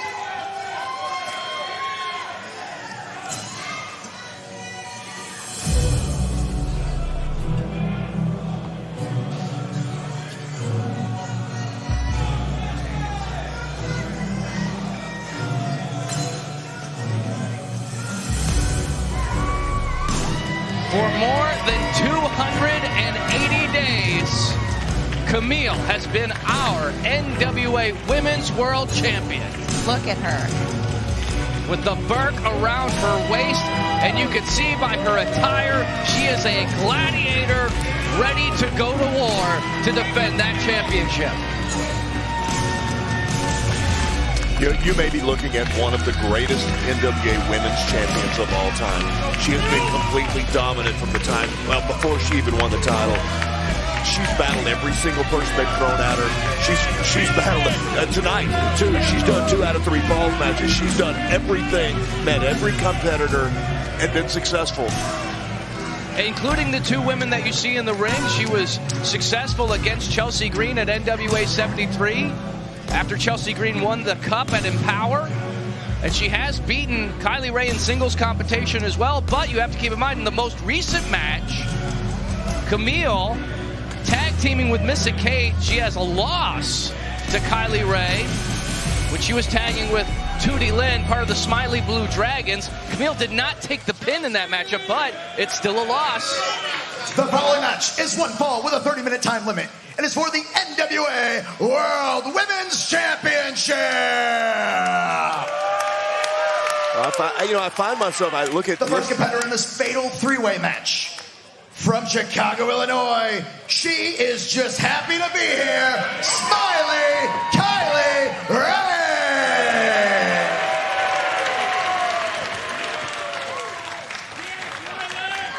And from Victoria, British Columbia, she is the hot mess, Chelsea Green.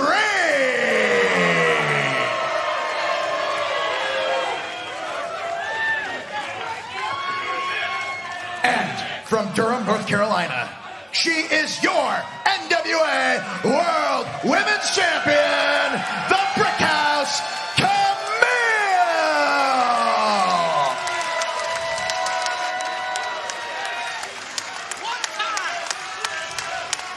Kamille made it very clear during night 1 of the Crockett Cup. She plans on being a one-time NWA World Women's Champion, being the champion forever. Meaning no one will ever beat her. No one ever beat her. But that could change right here at the Crockett Cup. When you look at the 3 competitors in the ring right now, you can look at that and say any one of those women could be a world champion. But look at Kamille. And the situation they finds herself in right now is she doesn't have to get pinned to lose this. If one of the other ladies pins the other, yeah. she has lost that title without even getting pinned. And now Chelsea Green firing on all cylinders, going after both women as Smiley Kylie rolls her up, just as you were saying, Tim, trying to get a victory over Chelsea Green to win the championship. 1 fall to a finish, and Kamille is sent to the outside. The knees came down hard on I'm just curious, Velvet, if you're in this match, what's your strategy? Who are you attacking? Who are you staying away from? Or do you just take what comes and just plan on winning the match? I mean, if I was Chelsea and Kylie, just me personally, I would try to break down Kamille. I would just try to break her down. Hurry into a cover, hook at the outside leg, kick out by Chelsea. Because all three women are excellent competitors, but Kamille is the biggest threat in the match. She's got the target on her back because she is the champ. But I mean, that would just be my strategy. Smiley Kylie showing the power that she has. As Chelsea up on the shoulders, a rake in the eyes from Mrs. Cardona.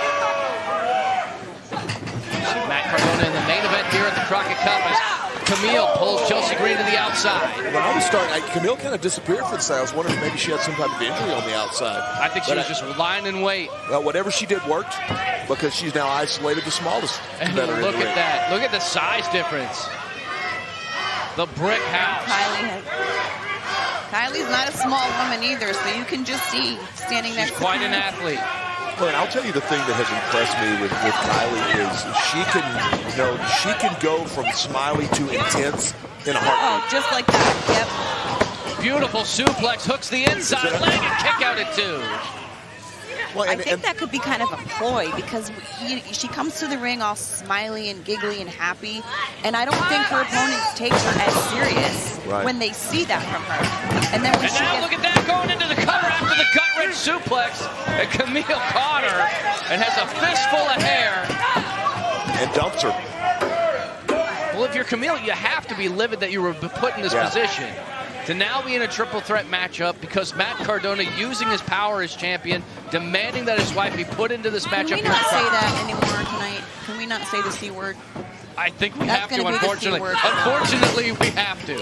Well, what's to say? With great power comes great responsibility, and in this case, great abuse, because that's what we're seeing is abuse at this point. And now you see Kamille putting on the brakes. As now, see, there's the mean Kylie. This is what you don't expect when you see her coming out all smiley and happy and giggly. She's able to just flip a switch to him, like you said, in the blink of an eye, and that's what she's done. People look at Kamille. Oh my God! Floats to the outside effortlessly. Easy for me to say is Kamille comes and then connects right here. That was dinner tonight. Hook in the inside leg, and Chelsea Green breaks it up. I think one thing that kind of gets lost with Kamille is her athleticism. Again, we always talk about how big and how powerful and how strong she is. But, go back in her sports history. She played, collegiate softball. She played professional women's football. And now she's a world champion. I mean, what has she not done? And a pure athlete. Chelsea Green, a consummate veteran, sending Kamille face first into that top turnbuckle. And what is Chelsea Green thinking here? That's what she wants to end this match. She chose her husband, but here we are. Double drop kick. Flying through the air, taking out both women. Kamille's arm. Loving it. Well, Kamille's arm was really exposed on that. I mean, that could cause serious damage. Oh, so close. Smiley Kylie able to kick out. Kamille just needs to be aware of every pinfall attempts between Kylie and Chelsea. Chelsea feeling all kinds of confident in this part of the matchup. In the driver's seat. Now punishing the champion. Putting her knee to the spine and her throat into the rope. Well, I asked earlier the strategy. I think if I were Kamille at this point, knowing that I could get beat without even being in the ring, I think I'd pick an opponent right now, and I would get rid of one and try to finish this as quickly as possible. Kamille and Chelsea trading blows. Chelsea once again going back to Kylie Ray. Short arm clothesline. Hurries into the cover. 2 count. Well, and we talk about Kylie is way tougher than that, though. That's not going to put her down. We talk about Kamille's power, but truthfully, you take, it doesn't matter how powerful you are. If you take the point of somebody's elbow on your forehead, that negates power. Ooh. Double elbow drop. Cover on Kylie now. Ooh, Kamille knowing. Trying to shove her off. And this is turning into a brawl. Kamille once again going face first into a turnbuckle. Right, and with all the success that Kamille has had, this is a situation she hasn't found herself in before. Well, in this situation, she's got there's an inexperience in dealing with this situation, and she's gonna have to be really careful. Face first into the turnbuckle. If she could pin the champ right here, shoulders are down, 2 count. Kick out by Kamille, yeah. Come on, you know that. Get down. Let's go. And now Chelsea is getting frustrated. We know what happens when she gets The frustrated. hot mess comes out. The hot mess is also a very successful competitor as well. If she can channel that inner demon, so to speak. Can you? This just hit me. Can you imagine what we talked about with the snapping, smiley Kylie and the hot mess going at it? I mean that could be chaos. Right. And another thing that we have to think about as far as Kamille goes, I don't know if she's any distracted because the buzz around the locker room is strictly business might be breaking up. And so with Kamille being an integral part of that team, with her fiance, Tom Latimer, but it might not matter. Chelsea's in trouble. Chelsea's in trouble. She's got the crossface. She taps out. Camille's got to be aware of this. That's what I'm saying. She has got to be aware of this. Oh, she dropped. No, What is she thinking? Is she gonna lock both women up? She got it! She got it down the crossface! Could she do both women tap? Could she do it? Could she do the impossible? Smiley Kylie had snaps. Both women inching down to the ropes. They are a long way away. That Kylie has. Yeah. She's now fighting the resistance of 2 women. Let's go. Break the hold. Break the hold. One. Oh, Chelsea's got it by the finger. One finger on the rope. That's all it takes.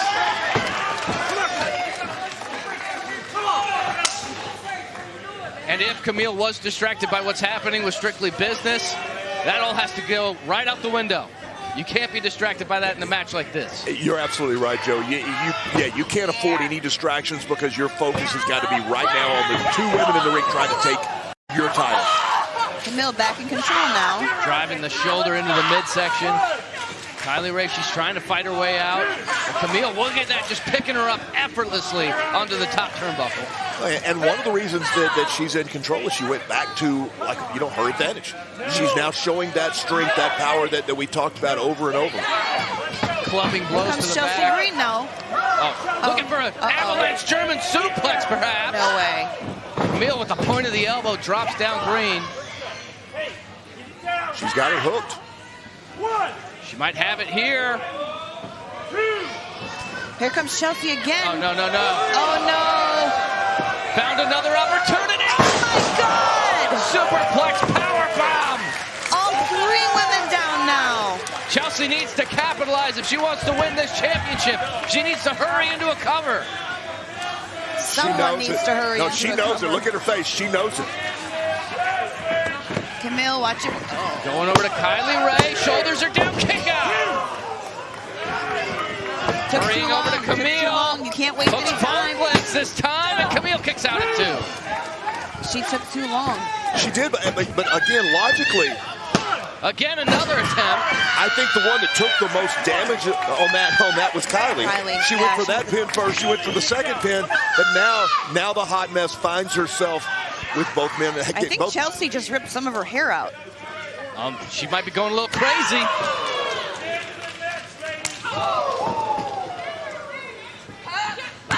Oh, the base.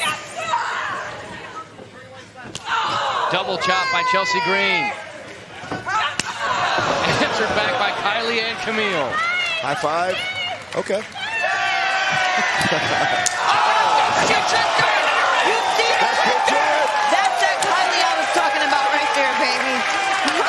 There she is. She said, I'm sorry. This could be it. Smiley Kylie rolling out to the apron, out to the floor. Pick it up. The radio silence.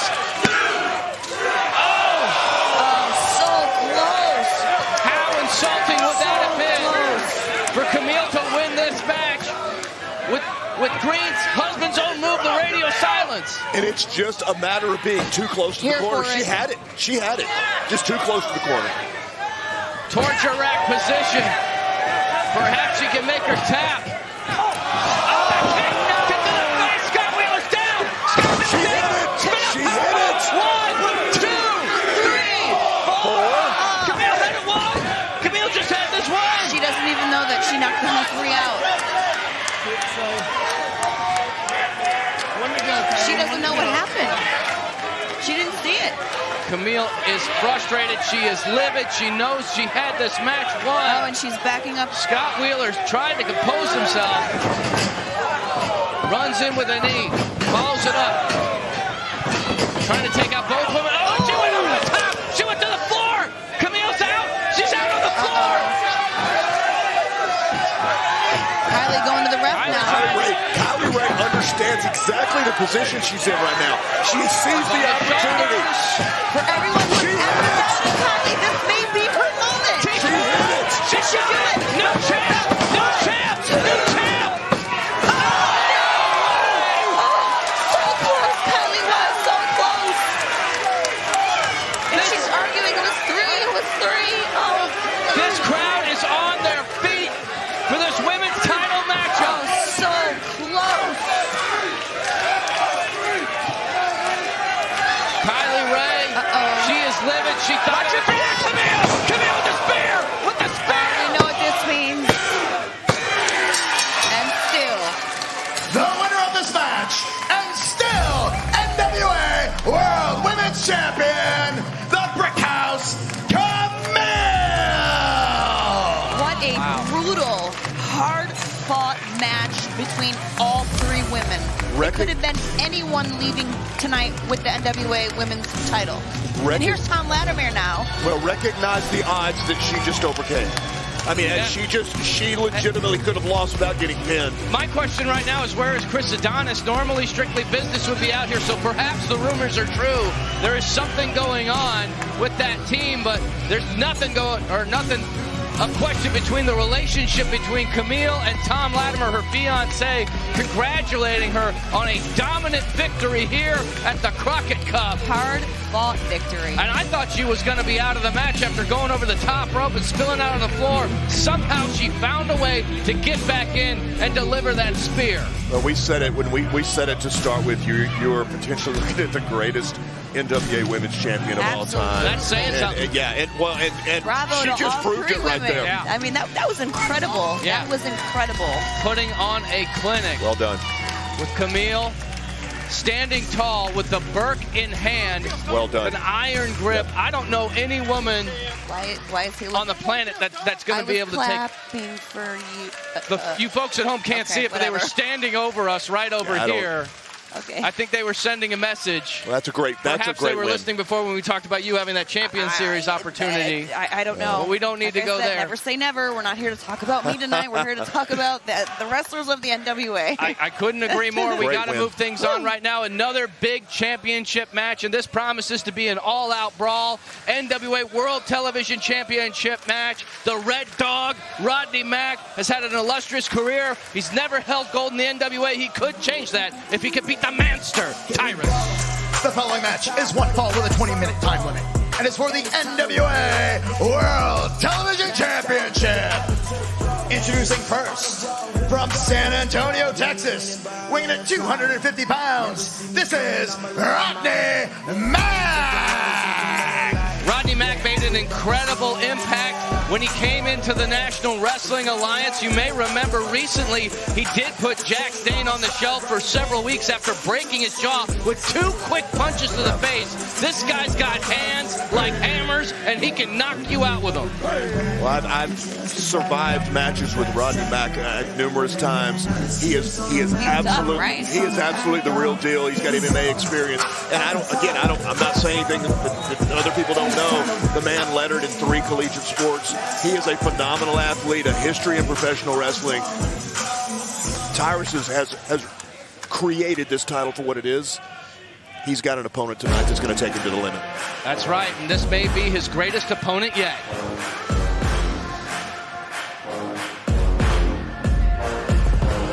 And weighing in at 375 pounds, from Maddenville, Louisiana.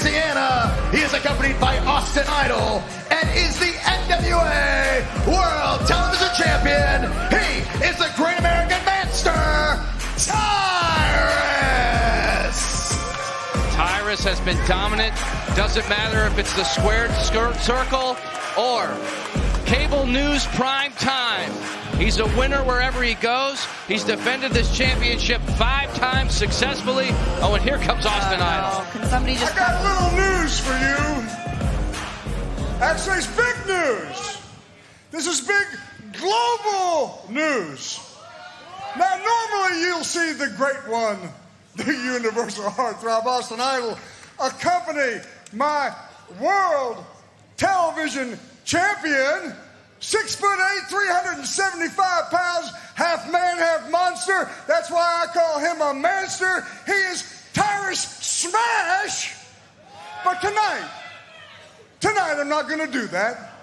We had a little discussion, and I'm going to turn him loose all by himself, and we're going to show the world what Tyrus Smash is all about. Tyrus, go out there, brother, and you take care of business. I want you to watch what happens. Could we look, just for a second, I want you to look at the intensity on that face. I was going to say, he's laser focused. And I can't snort this. Oh, Idol, hush. I'm just going to talk over him because he's going to go all night. Because Idol has taken himself out of this match, and that might have been a calculated mistake on the part of Idol Mania Sports Management. Anything you say is irrelevant. Death Row Records. Cut his mic. He's representing, he's got the gold. Guys, don't even bother. Just Yeah, but this... Somebody cut his mic, well, please, for the love of God. Thank you. For wrestling, personally, this is the kind of match that I love to watch. I love guys that are going to get in there and just beat the snot out of each other, and I guarantee you that's what we're about to see. Just a side note, though, I really have to just celebrate in my seat right now at the decision of Austin Idol leaving, taking himself away from ringside. Thank you, Jesus. You should buy a lottery ticket. I should. I am feeling lucky. I am feeling lucky, absolutely. Well, if we're basing it on that, I think we should all buy lottery tickets because I think we all hit the jackpot. We did. That's true. Just having a matchup like this here at the Crockett Cup. And look at these two, the Red Dog and the Manster. And look at that. Rodney Mack is a mountain of a man, and Tyrus still dwarfs towers him, yes. You can feel the intensity right now. You can, I mean, it is palpable. A little show of respect right there. I like that. I was not expecting that going into this matchup. No, he's just testing the reach. That's that boxing background that you talked about, Tim. Yeah, well, Tyrus historically doesn't respect anyone. I mean, he just showed right there. And Rodney Mack has an MMA experience. He's got a ton of fight experience. And he's still an incredibly active wrestler. Without a doubt. All over the country, especially in San Antonio, Texas, with his home promotion, Dog Pound Championship Wrestling. I see him wrestle every single month there. And now Tyrus trying to smother him in the corner. And Rodney Mack, oh, he's working the body. Tagging him. And you know, again, with the experience that both of these guys have, you know, Rodney Mack is not afraid to make this a punching contest. He doesn't want to catch that big fist from Tyrus. That's true. But if he can, you know, wear those body shots down. And yeah, but one punch to the heart. Oh, without a doubt. Rodney will put him down. Am I wrong? No, I mean Tyrus. No, absolutely not. Tyrus looks like he's leaned up a little bit. I mean, you talk about fighting shape. I mean, I think he's a little lighter, a little quicker than we've seen. Stick and move from the Red Dog, Rodney Mack. And how smart is that? I mean, that's brilliant.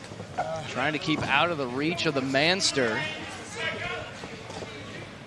who's held on to that championship for more than 280 days. Once again, he said he's not going to participate in it, but if he did, he's in the Lucky 7 series. If he gets 7 victories as television champion, I should say, then he can move on and challenge for the world championship. Rodney with the body shots. Yeah, going back, and Tyrus bringing him down. Tyrus bringing him down. Breaking him down. That's right. Well, he's covering up. I mean, he's doing what he has to do. He's covered up those shots. I feel like if Kevin Keenan wasn't there to pull Rodney Mack back. Right back at it. Body shot. Shot to the head. Here comes Tyrus.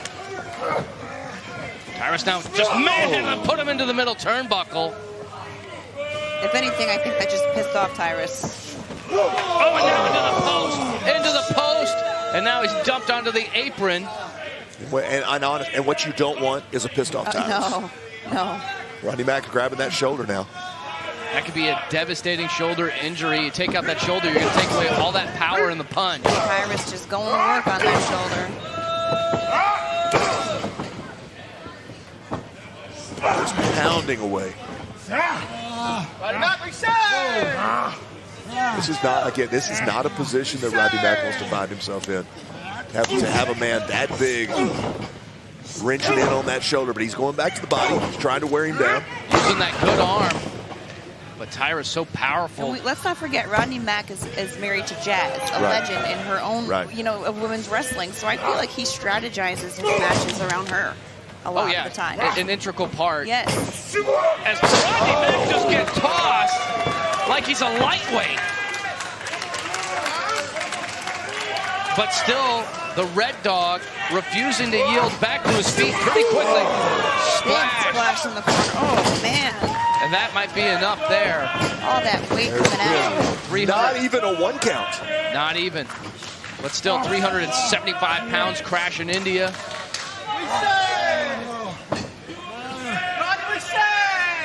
And now fish hook in the mouth.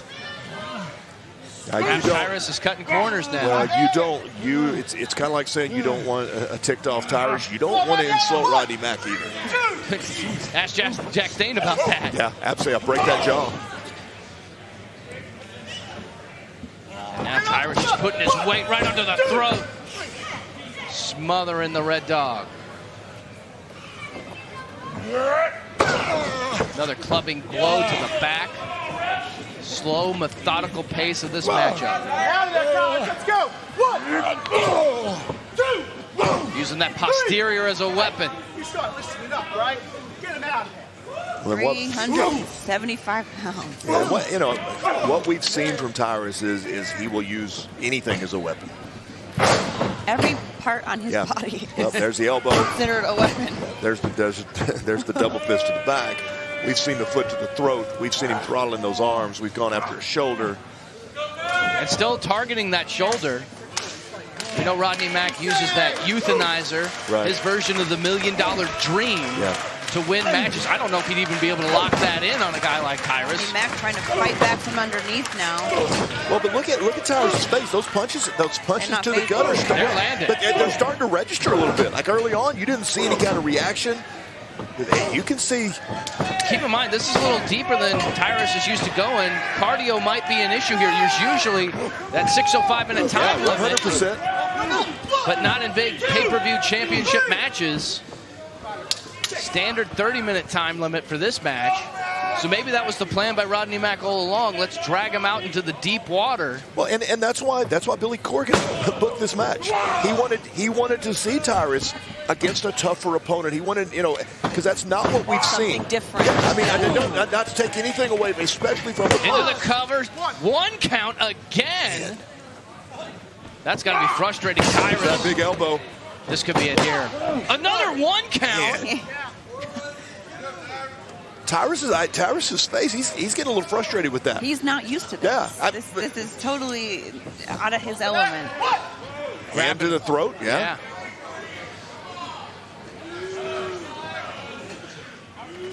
How do you, you're going to see he's going to have to adjust. How do you wrestle when you're used to getting out there and absolutely dominating an opponent, doing it quickly?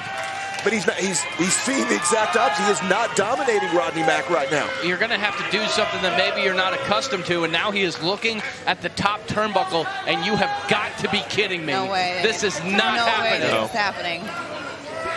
No. Have we ever seen Tyrus go to the top rope before? No way. We've seen Tyrus from the second rope. Wait a minute, Rodney Mack on his feet now. Cutting him off in the pass. No, those punches are starting to have an effect on the midsection. Something ugly is about to happen. No. You got to be kidding me. You got to be kidding me. These two Superplex on Tyrus. Unbelievable strength from the Red but so much damage has already been done to the shoulder. He may have came down hard on it. You said and Tyrus, he looks like he's out. Well, you said it, Joe. Tyrus is not used to being taken into the deep water that way. And I'm not saying he's drowning, but I'm saying water right absolutely. Oh, he's looking for a life raft, and usually that's Austin Idol, but he's not out here. Rodney Mack is going for that cover. Trying to shoot ahead. Shoulders are down. Oh, but he's just too close to the ropes. Too close to the ropes. Breaks the count. Rodney's showing some frustration there, too. Oh, sets him up. There it is. There's the hard punch. Is that it? That's it. The winner of this match, and still NWA World Television Champion, Tyrus. Without a doubt, that is Tyrus's toughest match yet since becoming the champion. Without a doubt. And that's why he Idol is back. Oh my gosh. Heavyweight champion. Can someone in the back? Unreal. He's Tyrus Smash. If you can hear me. Anybody in the back, please? Idol Mania Sports Management. Can somebody please cut his mic? Cut his mic, please. Cut his mic. That is a credit. That is a credit to Rodney Mack, but that is also a credit to Tyrus. Yep. The toughest match he's had since becoming champion. Rodney Mack took him to the limits, but Tyrus still managed to pull that out. That's being a champion. Yeah.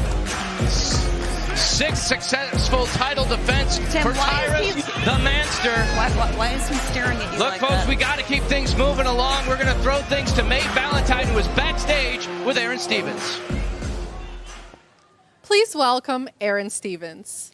Aaron, it's my responsibility to ask wrestlers about their wins and losses and tag teams, but after last night, I just really want to ask you as a friend, are you okay? Am I okay? Am I okay with my situation in the NWA? Am I okay as a person? Is my inner child wounded? I mean, there's so many things going on here. I will first address the NWA. Yes. Okay with the NWA? Well, the answer is nay. And the reason that is what I say is because I'm not in the finals for the Crockett Cup. That is one thing that I am not okay with. I mean, issues with partners. That blue mess that I was forced to stand within 6 feet of. Not okay, May. Okay. Okay. No, I said it's not okay. Okay, I got that. Are you going to be a single competitor now? Singles competitor.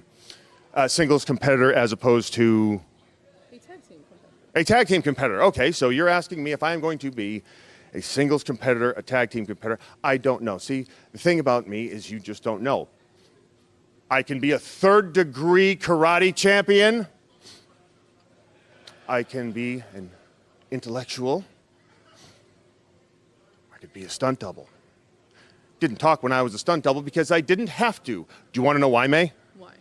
Because I am someone who has always thought outside the box. I am someone who has transcended entertainment as we know it, and certainly the professional wrestling business as we know it, the sports entertainment business. What's your take on that, May? Wrestling, sports entertainment, doesn't matter. This is the NWA, May.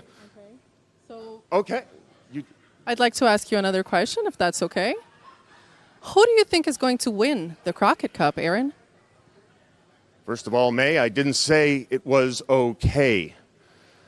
But I will answer your question today. I'm just going to be real for a second. I was a fan of the NWA my whole life. It's part of what got me into professional wrestling. And last night when I'm not going to say was robbed, but when I was robbed at the Crockett Cup, it really hurt me. Now back to reality. The only thing that I am concerned about the Crockett Cup is because I'm not going to win it.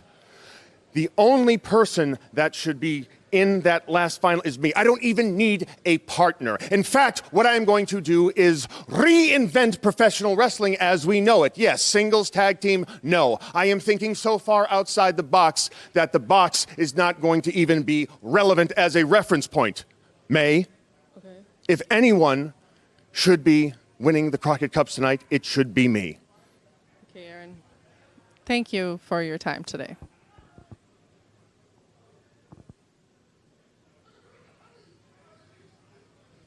Do you understand? Yes. And this is what it is all about, the Crockett Cup. We have made it to the finals. And look at that trophy. It is beautiful. It is gorgeous. And one team is going to be holding it high after a big victory here at the Crockett Cup. And it is at this time I'd like to welcome our special guests to the commentary table. We have David Crockett joining us once again, and the Pope. What about this? The Pope. Welcome, sir. Welcome. I appreciate it. Honored to be here sitting with the both of you guys. What a great night this has been. What an awesome moment this is about to be. David, you joined us for night one. We're here at night two. Right. This is the finals. How do you feel? Are you pulling for either team? I'm not pulling for either team. And you look at the teams. They're so different. But they've wrestled 4 matches. And they have to be the very best. They are, matter of fact. They are the very best in the world to have the Crockett Cup. Absolutely. And that's why they're here. Yes. That's why we're about to determine who the absolute #1 team is now, in the NWA all right, Crockett. Do you have a special team? Yeah, absolutely. I want the best team to win. Let's see. Politician. Let's find out what that best team is right now. As we take a look again at the bracket, here we have the Commonwealth Connection versus the Briscoe Brothers.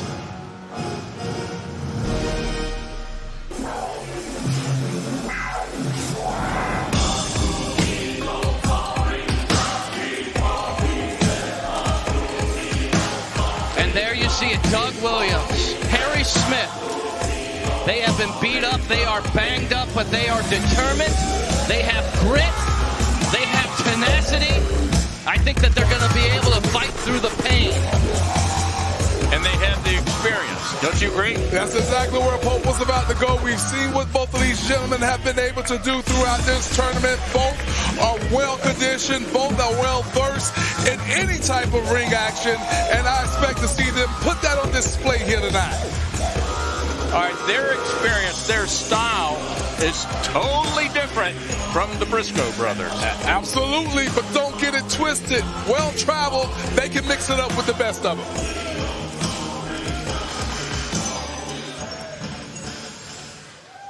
Reach for the sky, boy.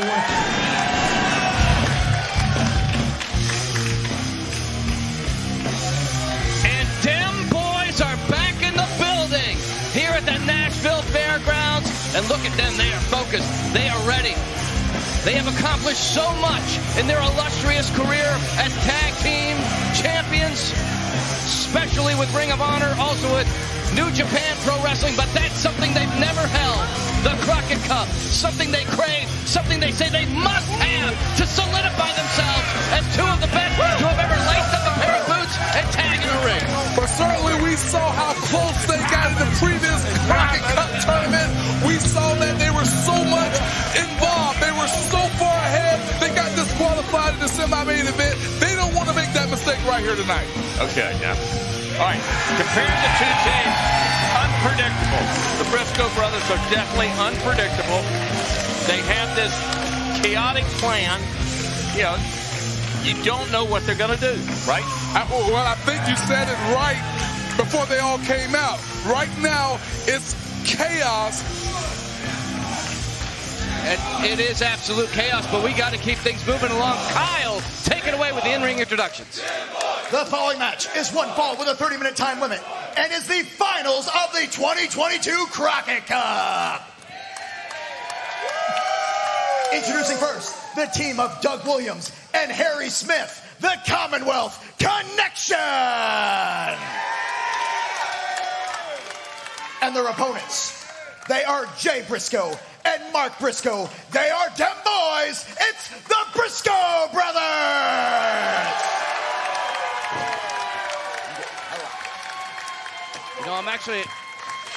I'm actually a little concerned about Harry Smith. I think he got some significant damage to his leg, but it looks like we are starting things off as one could expect in a match like this with respect between these two teams. All right, you said, all right, but you look at Doug, he's got that shoulder. He had that shoulder yesterday. It started bothering him yesterday.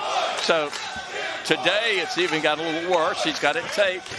So they're not on their peak performance. Well, I don't think anyone is. Well, I was just about to point that out, David. We can say that about all four men. They've all been through grueling contests, and as Pope was about to say, it's chaos versus order when you talk about the two teams. You pointed it out. Both teams are drastically different, but now they come together, and we're about to have an explosive finals for the Crockett Cup. Mark Briscoe sizing things up against Doug Williams. Equally decorated tag team champions in their own right. Snapmare. Mark Briscoe able to roll through, gets the wrist control. But Doug Williams, All right, he wants to take him down and control, right?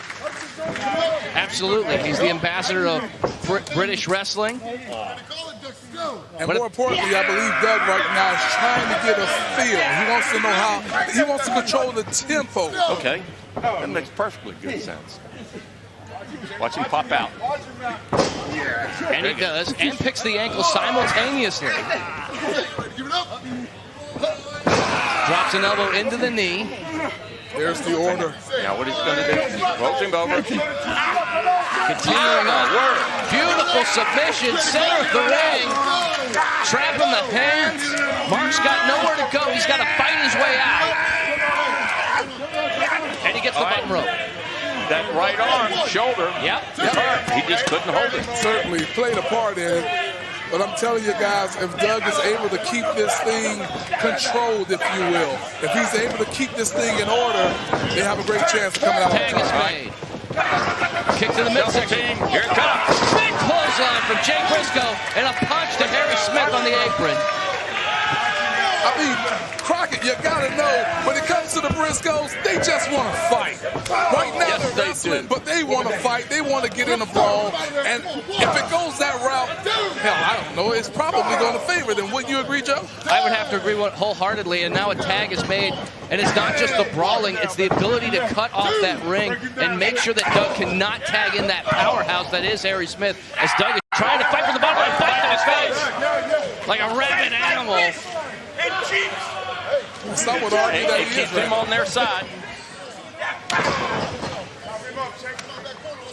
Doug, that neutral corner headbutt. Doug might have to get a technical shot after this. Sent across to the other corner. It's taking too long. I knew it. He paid for it. He's through with the European uppercut. He has found an opening. Corner roll. Tag is made. Here we go. The big man comes in. Harry Smith looking lean and trim on a plant-based diet. Good arm drag. Hard down on the mat. How impressive has Harry been? 270 pounds, looking great, doing the lineage. Wow! Snap suplex there. Did you see that ring bounce? Absolutely. Oh, wow. With force. I was a little concerned about Harry's leg going into this matchup, but I guess he had enough time to put some ice on it. He seems to have completely come back. Well, Joe, oftentimes, if we can get in the ring, injured or not, if we're able to mask, it's still a psychology game in here, okay? It's still a game of chess, and we don't want to expose any weakness. Into the cover now, shoulders down. He didn't hook the leg. And think about it.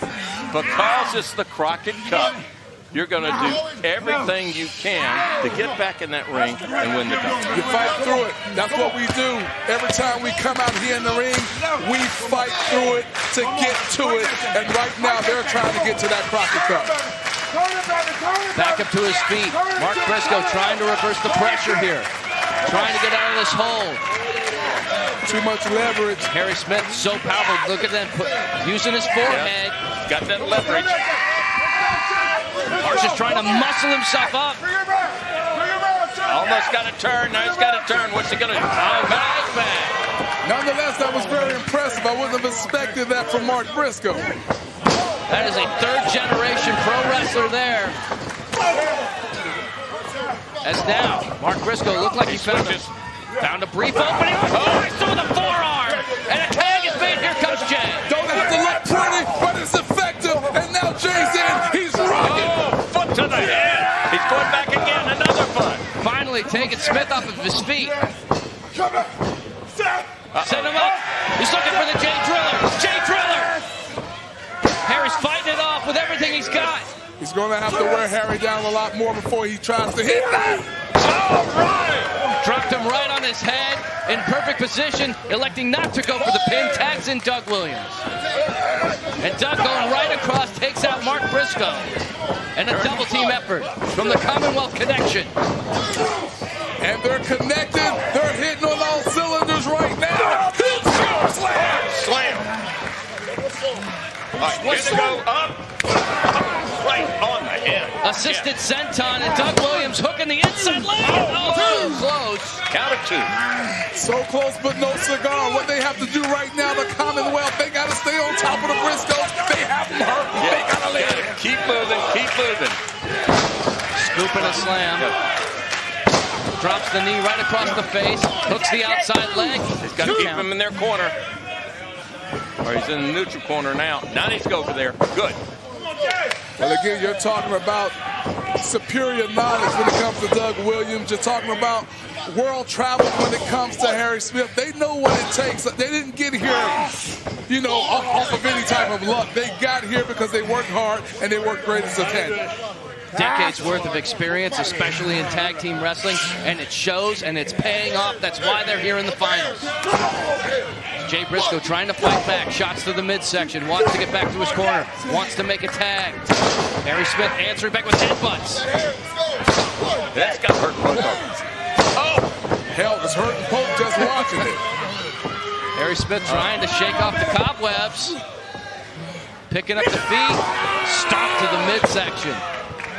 It steps right on it. Again, you're talking 270 pounds, so when you're putting all of that weight on the man's abdomen, it's going to take the wind out of it. And that grabs him back to the corner. And that's 275 pounds of pure muscle as we get the wishbone split.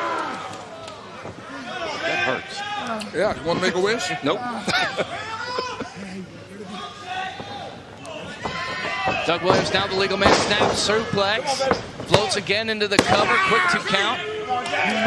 I think Doug Williams and Harry have done a great job of, again, every time the Briscoes start to amp it up, every time they try to go into that chaos that we've alluded to, they've been pulled back and slowed down into a wrestling match. And I think this has got to be great strategy for Doug Williams, trying to keep him on the ground, keep him on the canvas, not allow Jay Briscoe to go after that shoulder or the ankle or whatever might be injured from these several battles that they've had here during the Crockett Cup. Them boys have heart, though. They have heart. They will not quit. They will not give up. It won't be an easy win. Right into that shoulder. He was looking for that exploder. Gets a back elbow on Jay. And Jay drop kick flies through the air like a laser guided missile to the face of Doug Williams. Connected. And Doug is down, but he got to make the tag. Come on, get over there. Tag is made. In comes Mark. In comes Harry. He says, come for the punch. He ducks it. Chop, here comes chaos. And it's in full effect. Big forearm, still can't take the big man off of his feet. Finally, he does. What are we going to see here? He's putting air traffic control. He slides through the air with a drop kick. Double team now. Throws him back in. All the way to the top rope. Harry doesn't see it. Smith doesn't know where he is. Big shot. You gotta love it. The crowd is loving it. This is what the NWA is all about. Traps the leg. Beautiful fisherman brain buster. Hooks the outside leg. And that could have been enough to win the cup. Certainly close, but no cigar. This is the action. Great action by both teams here, trying to pick up the win for the Crockett. He was looking for the froggy bone. Doug Williams saw it coming, holding on to the legs, but here comes Jay Briscoe, trying to pull him off. And he does it right in front of us here at the commentary table. the steel in front of us, back inside the ring, on top of the turnbuckle. I mean, the attrition of this tournament, the battles that they've been through to get to this point, to continue fighting. Harry Smith just barely. He's got the beard, holding on by the beard. Harry lost his balance, but no need to lose it when you got a beard to hold on to. What are we about to say? Hang on. Superplex connects. Beautiful.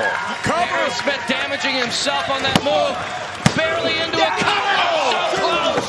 So close. You know, Harry Smith hit his head when he landed. Whenever you pull off a move like that, it affects both opponents. Harry was not able to reach over, grab the leg, and hook that cover. Jay Briscoe begging for a tag, as is Doug Williams. Pivotal point in the matchup here. First tag could be the winner of the match. Tag is made. In comes Doug. Cut him off at the pass. Now toe-to-toe with Mark Briscoe. Headbutt takes him over. Tiger driver! Tiger driver! Shoulders are down! Oh, so close again! What a match between these two teams. Crockett. That is why it's the Crockett Cup. They want it, Daddy. They want it bad. Yes, they do. The most prestigious prize in tag team wrestling. Jay Briscoe comes in. Takes out Mark. Follows it up with a big boot. But here comes Harry Smith. It's a big kick from Mark Briscoe. Chaos. It's a chaos project, Daddy. It's a chaotic moment here at the Crockett Cup 2022. This crowd is on their feet. Only one of these teams can make history and hold on to the Crockett Cup. It might come down to who can get to their feet first. The crowd is split between both teams right now, both are receiving support. What's the count? What's the count now? We're up to 8, but there's Doug Williams and Mark Briscoe, the two legal men, back to their feet, trading blows, center of the ring. Big European uppercut. Shot to the midsection. In comes Doug with a rising knee strike. Went for the close. I got caught.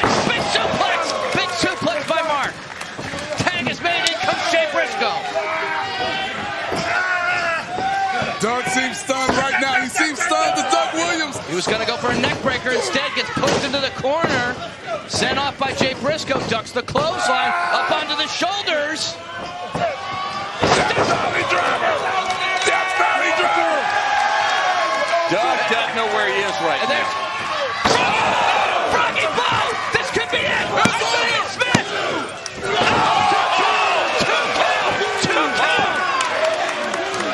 Unbelievable! Doug Williams, after this grueling tournament, still able to kick out of the Froggy Bow! Both teams will not give up. It just goes to show you. There you go, Dan. It shows the importance of that Crockett Cup. You win the Crockett Cup. Looking for that J Driller. Harry Smith trying to fight out. Ducks a clothesline. Excuse me, Doug Williams, I should say. Doug Williams, standing switch. Big boot. Chaos Theory. Chaos Theory. He kicked out.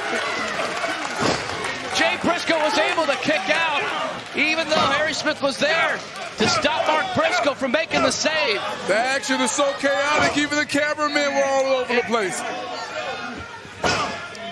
Shows how much these teams want to win this. How much they love tag team wrestling. Got him picked up. Looking for the power slam, but Mark Briscoe What's it got him? going out the back door. Oh! The Commonwealth connection connects with each other. Rolling forearm by Briscoe, and now they're going for it. Ducks the legal man. Ducks the legal man. Jay Driller. Jay Driller. Look out. Look out. He's going. I could call it. This could be it. This could be the moment. Into the cover. The Briscoe's done it. The Briscoes have done it.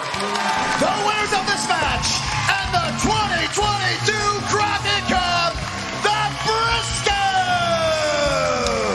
What a fantastic tournament. Listen to this list. The Road Warriors, the Superpowers, Sting and Lex Luger, Villain Enterprises, and now the Briscoe Brothers.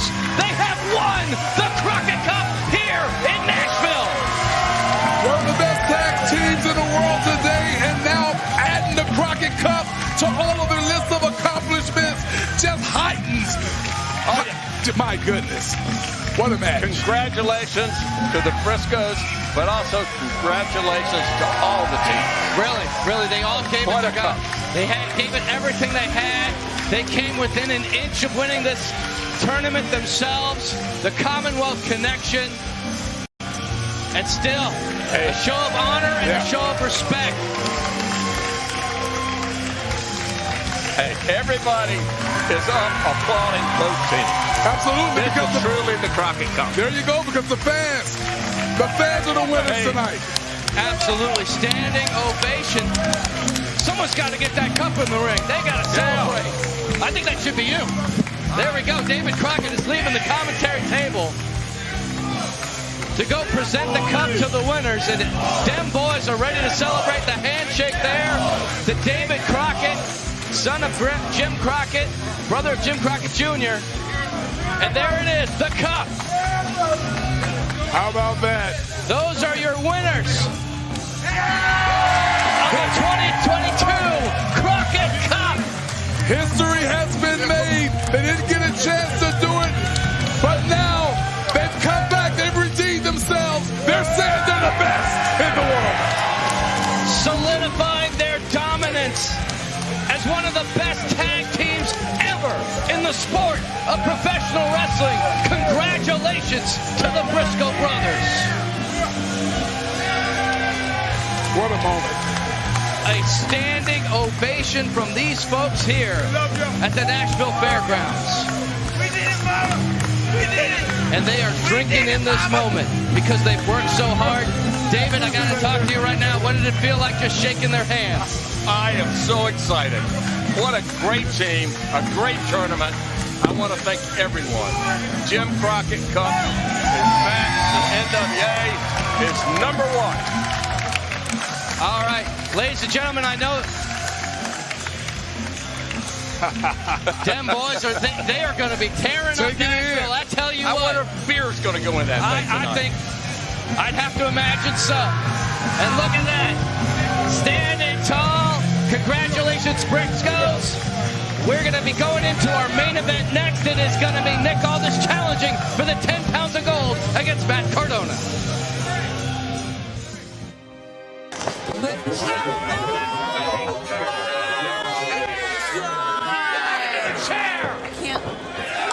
Radio silence! This can't be it. This can't be.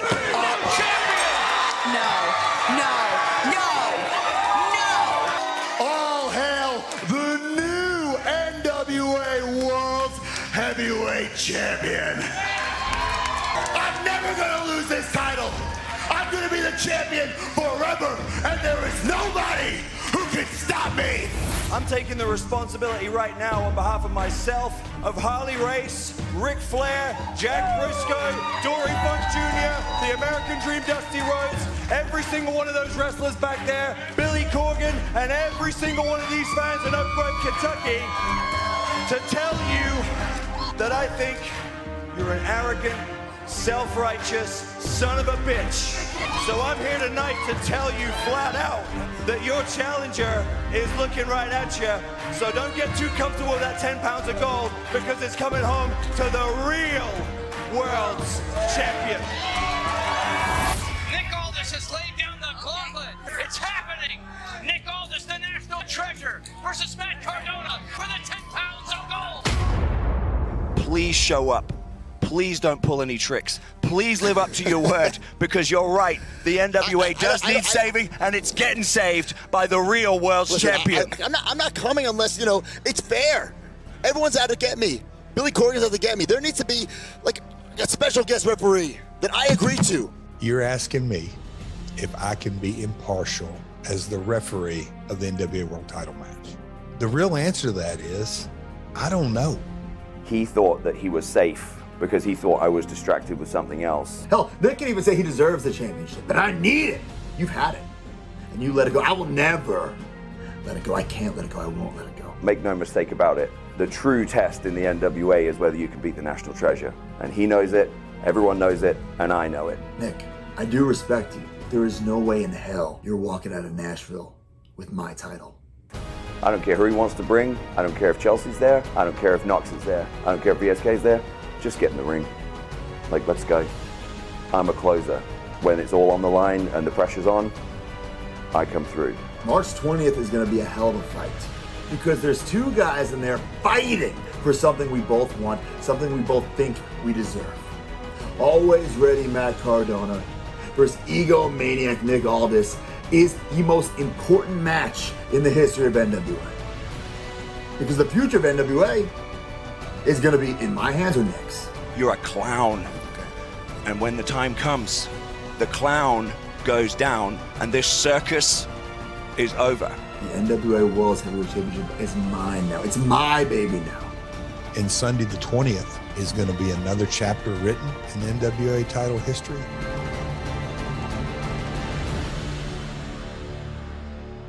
I'm just not real sure what role, if any, I'm going to play in that history.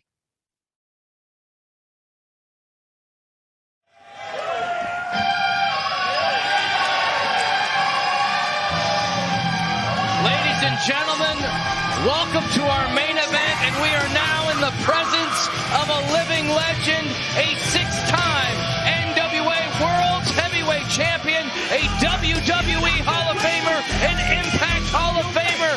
This is Jarrett, our special guest referee. I'm going to welcome Velvet Sky and Tim Storm back to the commentary table. Velvet, this must be a special moment for you as well.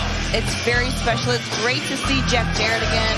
You know, he was, my time in TNA Impact Wrestling, you know, was because of him. He signed my first contract there, gave me my big break in professional wrestling. I have nothing bad to say about this man. He's just an all-around legend, and I'm so happy he's here tonight in Nashville at the Crockett Cup for NWA. And obviously he's had his trials and tribulations with Nick Aldis, who Nick Aldis has been very open about. Tim Storm, do you think that's going to play a factor in this match? I hope that it doesn't play a factor. But, you know, in that 10 pounds of gold episode that we watched, there was some real question on both sides.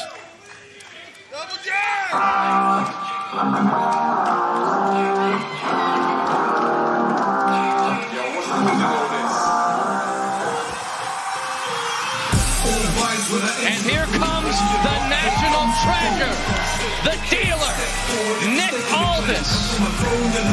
One of the most accomplished NWA World Heavyweight Champions in the history of this sport. He says he's the closer. He gets it done when it has to be done. When it's the 11th hour, Nick Aldis is there. He is ready. And the Aldis Army has come to Nashville.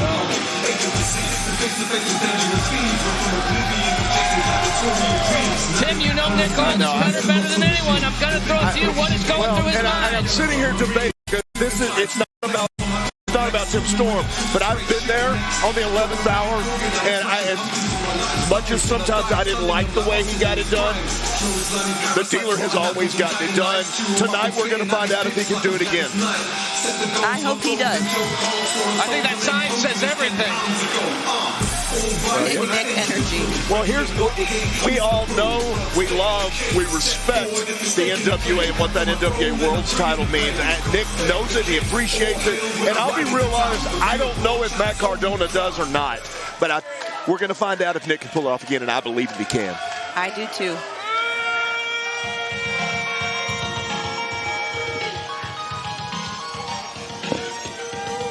Always ready!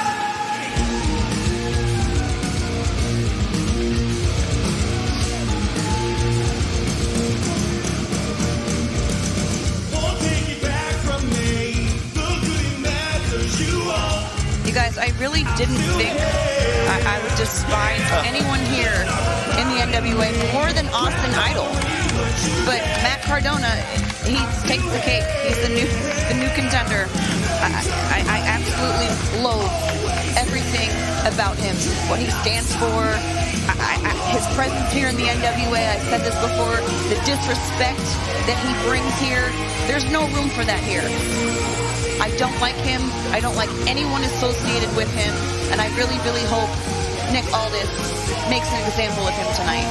I think there's a lot of fans here in this building and watching at home that are feeling the same way about Mack Cardona. Just a little over a month ago on NWA Power Trip, able to defeat Trevor Murdoch after a devastating DDT onto a concrete floor and becoming our NWA World's Heavyweight Champion. Just get away from me. Get away from me. Fine. Hey, don't get involved. It's not worth Don't it. get It's not involved. worth it. Don't get involved in that. She knows how you Don't get caught up in know how that. she feels. Get the hell out of here. Just go. Don't get caught up in that. Here's my thing. Listen, I say my piece. I said what I And said. you should. I stand by what I said. He's not getting in my head. No one gets in my head. The people that came before, the men that held that world title, go back through it is a who's who of professional wrestling history, from Lou Thesz, Dusty Rhodes, you name it, Nick Aldis. They loved it, they respected it, and they knew what that title meant. And I think we as a company are united in the fact that Mack Cardona does not respect that, at least to him, he's a belt collector, and that's great that he has that kind of ability, but he doesn't respect the title. You're right. We are united in the fact. Belt collector he is, but there's no respect. We are united in the fact that we mean that belt means something, and we're going to make it mean something.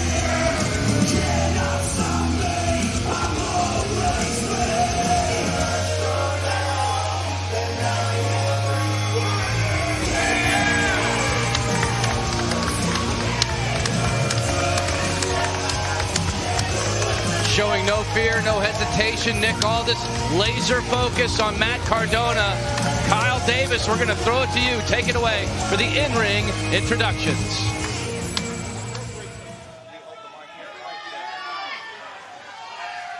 The following match is one fall with a 60-minute time limit and is for the NWA World Heavyweight Championship.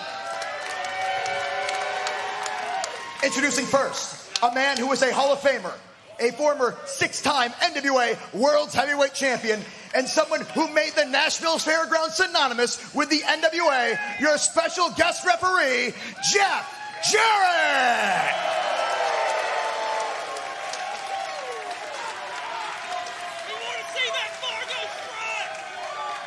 And the man challenging for the NWA World's Heavyweight Champion, hailing from Kingsland, England, weighing in at 251 pounds, he is the national treasure, Nick Aldis!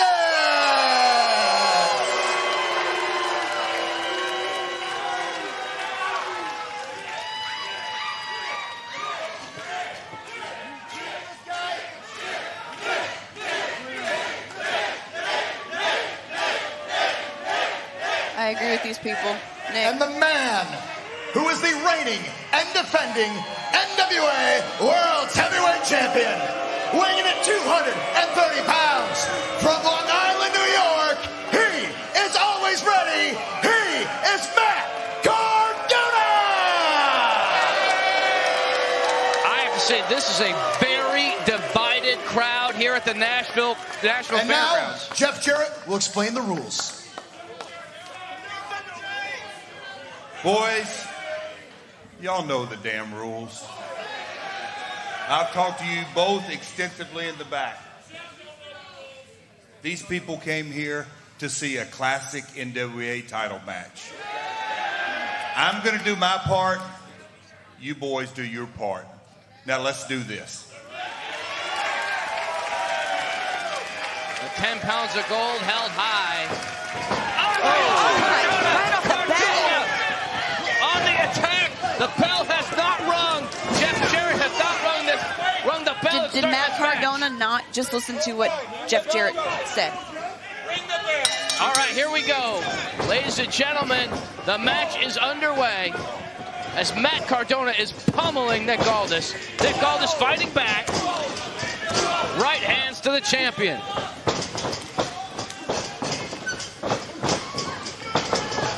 Nicely said. Raining down fists, the national treasure. Trying to establish dominance early going in this matchup. Mack Cardona looking for a break. I think Mack Cardona is shaken. I think he's surprised at the I don't know why he would be, but he's surprised at the intensity. Well, but Nick came out with an intensity that he wasn't expecting. And I don't know how you could not expect that from what Nick Aldis has done. Jeff Jarrett up to a count of 7. Nick Aldis. Oh, he's coming in. Boom.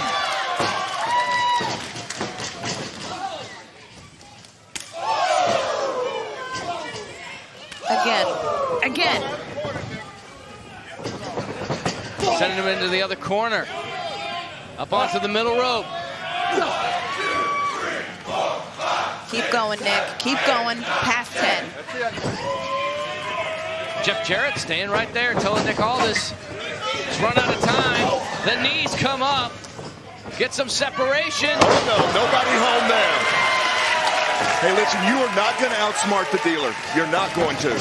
Big clothesline takes Cardona out onto the concrete floor. Nick Aldis not letting Matt Cardona come up for air at all.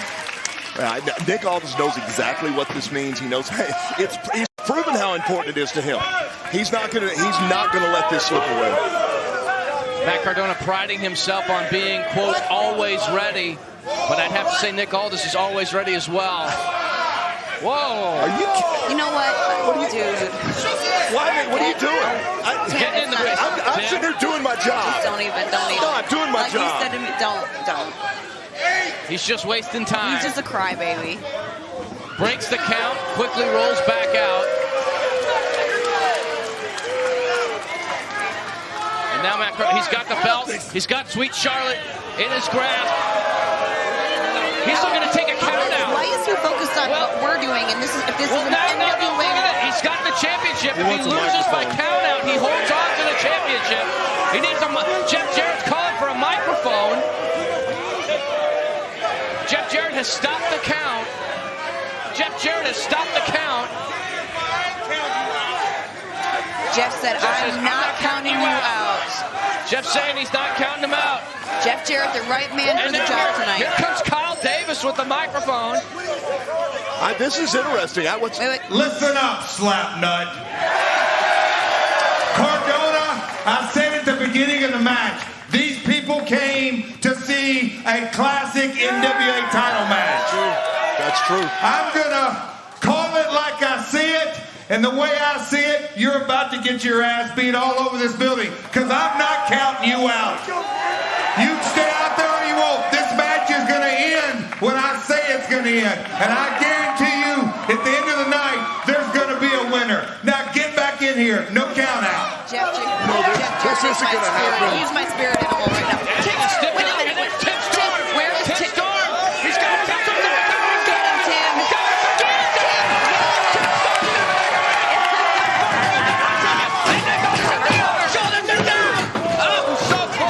Thank you, Tim. Thank you. High five, baby. Right here. Ripping up Matt Cardona. Right back outside the ring he goes. Come on. And once again, getting some space. He's not going to get counted out, but he has created some separation between himself and the dealer. Not for long, though. No. Nick Aldis has had it with Matt Cardona. Jeff Jarrett has already said he's not going to end this with a count out. So I don't know why he's still running. He's going to have to fight to keep this championship, and he's got to start it now. Here's the funny thing. Matt Cardona calls himself the king of the death matches, but he can't even handle a classic NWA title match. Like, well, he's afraid of it. He's afraid of the rules. Yeah, he's done everything he can to either break or avoid them. And he's afraid of Aldis. And he did a thumb to the eye to take advantage here on the outside as these two are battling it out in the aisleway. Tonight, we're going to find out how tough Matt Cardona is. Like you said, he calls himself the king of the death match. Let's see how he matches up with the dealer. Now we are out into the crowd, into the bleachers section. I do not know where we are going, but it could spell disaster for either one of these two. That is a hard concrete floor out there. Our cameras are trying to follow the action here as they make their way through the crowd. I don't think anybody was expecting this.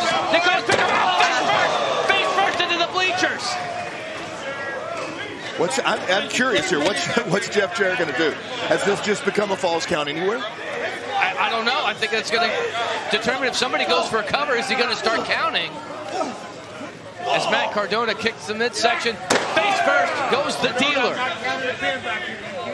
Jeff Jarrett telling Matt Cardona, you got to get this back in the ring. And Matt Cardona stomping the fingers. And now they're taking it back to the stage now, off of our interview podium. Oh, that rocked Aldis a little bit. Oh, he's pushing him. Oh, no. Do that. Double under. No, this is exactly what he did to Trevor Murdoch, though. That's what he was going for. He was looking for that same DDT to incapacitate Nick. Nick had that scouted. Well, and it's the one that split Trevor Murdoch over that basically turned the whole tide of the match. And Nick, maybe he's going to be going, transitioning. Again. Oh, onto the stage. Sorry. The unforgiving stage. Don't feel sorry at all for him. I am enjoying this right now. And Jeff Jarrett still pleading with these two. Get it back in the ring. Which kind of answers the question is where do they have to end it? If he's saying get it in the ring, then he's got to be in the ring to win. I believe so. And Nick Aldis is taking it right there, coming back down the aisleways past our commentary table. And a punch to the face of Matt Cardona. He's got him up. On the concrete. Trying to slam him on the concrete. Cardona snaps and sends Nick Aldis into the steel post. Aldis took all of that right into the face. And here comes Cardona. Russian leg sweep into the guardrail. Both men down now. I'm the champ! Hey, we may not like it, but again. Why does he have to remind us he's the champ? Not for much longer, though. Nick Aldis is trying to shake off the effects of that side Russian leg sweep. He's putting his hands on Jeff Jarrett, and that is really pissing me off. Well, but Jeff Jarrett has already said I'm not going to end this with a count out. So, I mean, he can't. Is he? I mean, how do you do it? You got to call it both ways. Drop kick. Once again, rocking Nick Aldis.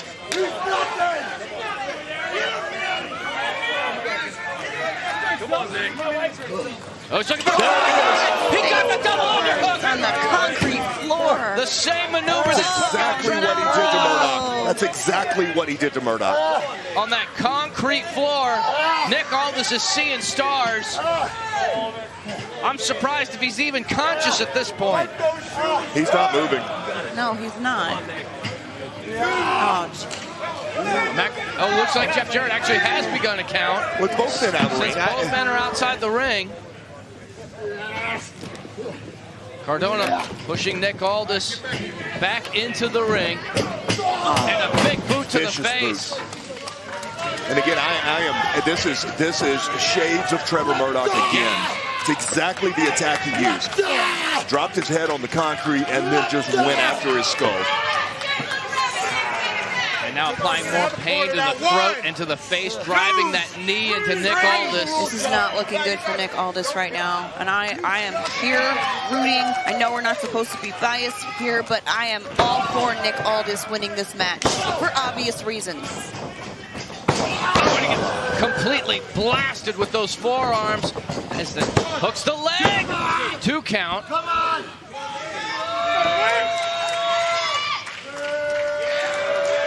Cardona taking the tape off. Jarrett's calling him on it though. He's going to go for it as a weapon.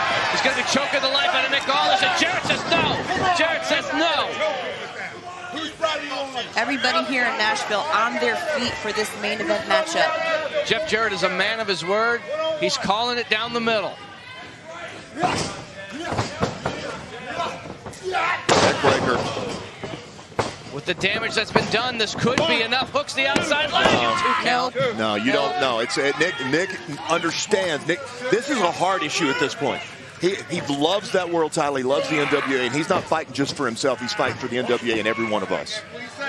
Cardona now just applying more pressure to the head and neck. Oh my gosh, your neck isn't supposed to bend that way either. Especially when you have a 230-pound man putting all of his weight into it.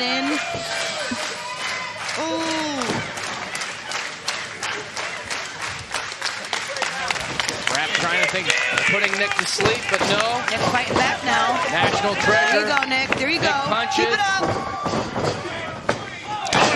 Completely blasted by Cardona, hurrying into the cover, hooks the leg, and kick out by Nick Aldis. Well, and it's been a while, guys, but I'm sure you both remember the damage that was done to Nick's neck. Those double pile driver on the chair. And Matt Cardona, I don't think Matt Cardona knows that history, but he is not shying away from trying to injure him right now. 12-6 elbow straight across the collarbone. And now Cardona is trying to put the National Treasure to sleep. That sleeper hold is locked deep. Nick Aldis is starting to fade, but this crowd is trying to rally behind the National Treasure.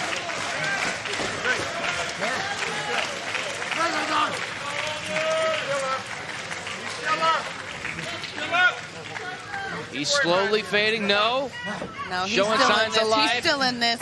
You know, and I will say this: I know we've all commented, but Cardona is in prime physical condition. I don't, and both men are. Nothing away from either guy.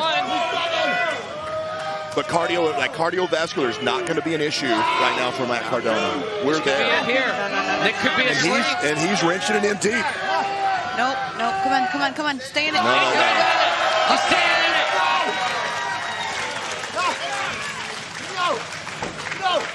No. Nick Aldis. He's feeling it. Coming back to life now. Adrenaline flowing through the veins of Nick Aldis. Gets to his feet. Slamming Cardona. And now he has a moment to breathe. Yeah, he's got to clear those cobwebs right now. Quickly. Let's go, Aldis! Let's go, Aldis! This crowd is clearly divided. Throw right over the ropes. I'd say this crowd's about 60-40 for Aldis. But definitely probably not the advantage Nick Aldis was hoping to have. It kind of just shows the draw that Matt Cardona is internationally. Everything that he's been able to do. Oh, no, he didn't. Look at seriously. Jeff Jarrett now. Seriously. Come on. If I was Jeff Jarrett, I would just, please. I kind of wish Jeff Jarrett had a guitar in his hand right now. But here comes Nick Aldis flying through the air with a clothesline. Matt Cardona made a mistake.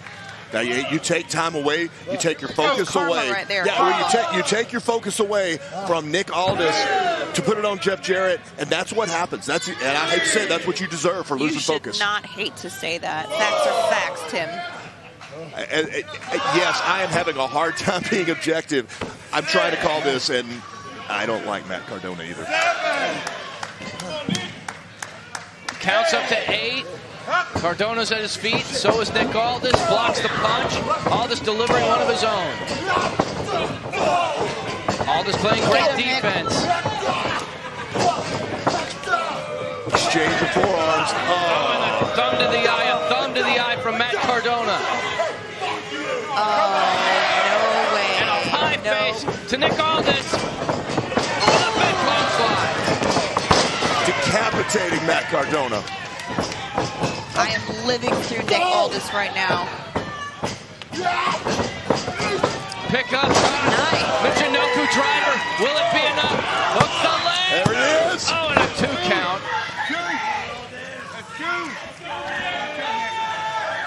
Aldis needs to stay on him.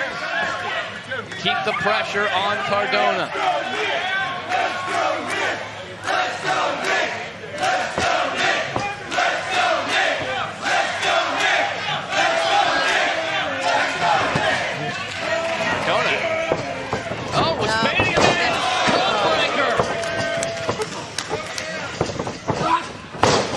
Picks the leg. Wipe that grin. He's looking at Jarrett. Yeah, he's looking at Jarrett when he does this. In an NWA ring, with the one finger salute inside cradle. There's a roll up. 2 count. Aldis picks the leg of his own. He's looking for it. Lock it in. He's got it. He's got it. Tap out. Just do it. Do us all a favor. Do us all a favor. Do that title a favor. The title doesn't even like you. Come on. Now you know you're watching an NWA World Heavyweight Championship match. Figure 4, locked in, center of the ring. Cardona in agonizing pain. Shoulders are down. Jeff Jarrett beginning to count. Counts to 2. Come on, Nick. Keep it locked in. Nick is applying the pressure. And, you guys know this. Right now, those ligaments, those knees are trying to come apart. Oh, he's breaking it. And he's having to force it loose. Jeff Jarrett has had it with Matt Cardona. It's clear as day. Aldis, full head of steam. Nobody crashes home. into the top turnbuckle. Transitioning, looking for the other. Oh, he hit that clean. Chelsea Green's He hit it finisher. clean. Chelsea Green's finisher. Oh! So close. Using his wife's finishing maneuver. Nick is fighting with everything he's got. Matt Cardona is stunned that didn't work. Also the finishing maneuver of Christian Cade, a former NWA World Heavyweight Champion in his own right, as Cardona is now looking on at the title belt, at the 10 pounds of gold. Giving Nick all this time to recover. Come on, Nick, get to your feet, get to your feet. Cardona has evil intent. He has the title in his hand. Uh-oh, He's watch planning out, on Nick, using it as a weapon. Oh, no, he's threatening Jeff Jarrett. Get out, get out, get out. Jeff Jarrett trying to stop it, cut him off in the pass. Nick Aldis ducks, picks up Cardona. He's got him. He's got him. He did it. Tombstone. Tombstone. If he hits the big elbow, if he hits the elbow. This will be it. This will be the end of the match. New champ right here if he can land it. He got it. He got it. New champ. Come on. New champ. Come on. 2.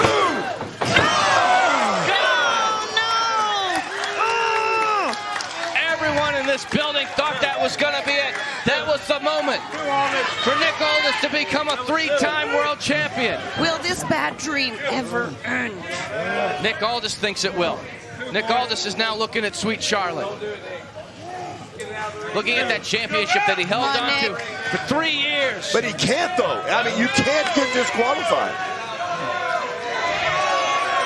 He's got it now. No, Nick. He's No, got it. Nick. Don't do it. Jeff Jarrett saying no. He's not going to let this happen. He's not going to let Nick Aldis disqualify himself. Jeff Jarrett. Oh, Jeff didn't fall. Jeff was trying to put the belt back. Look. The reboot. This could be it. It's over. It's over. I can't even look at this right now. Radio silence. It's over.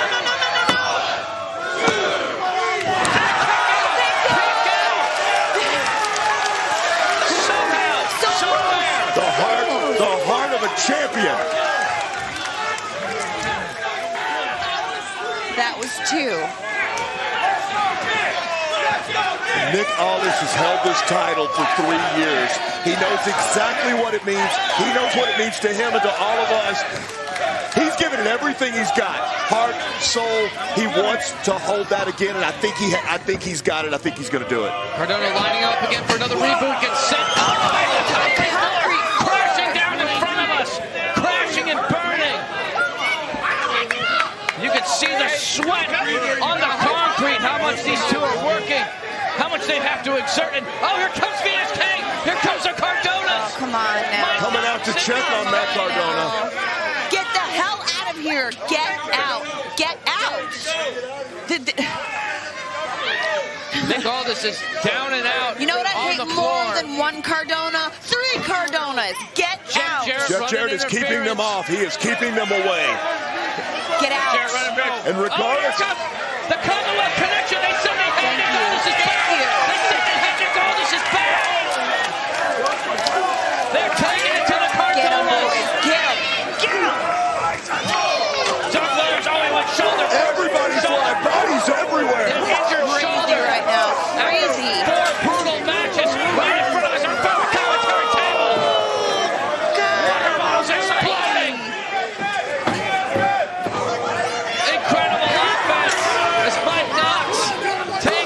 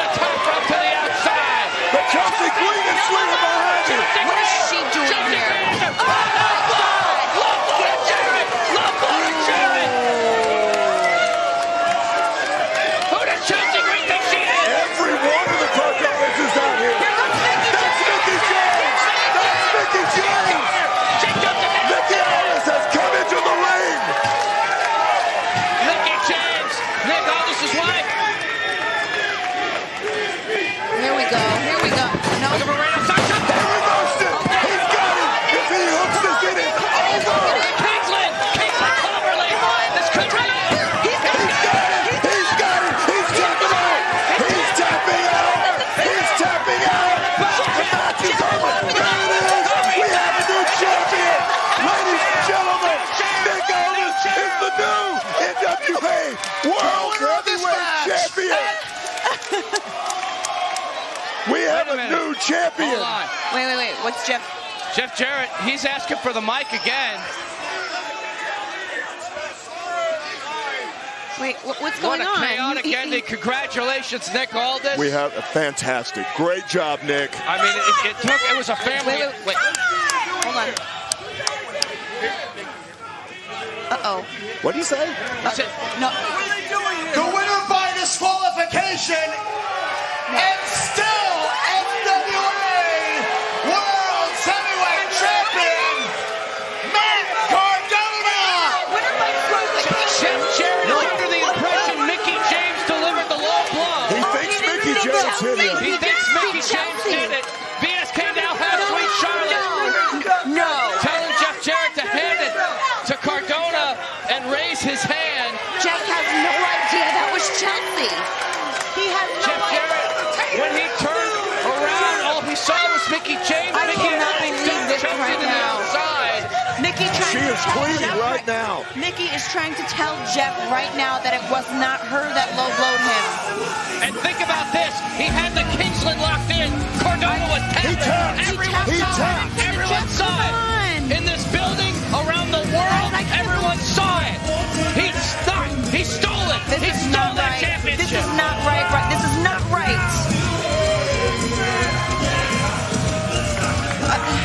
I'm speechless right now.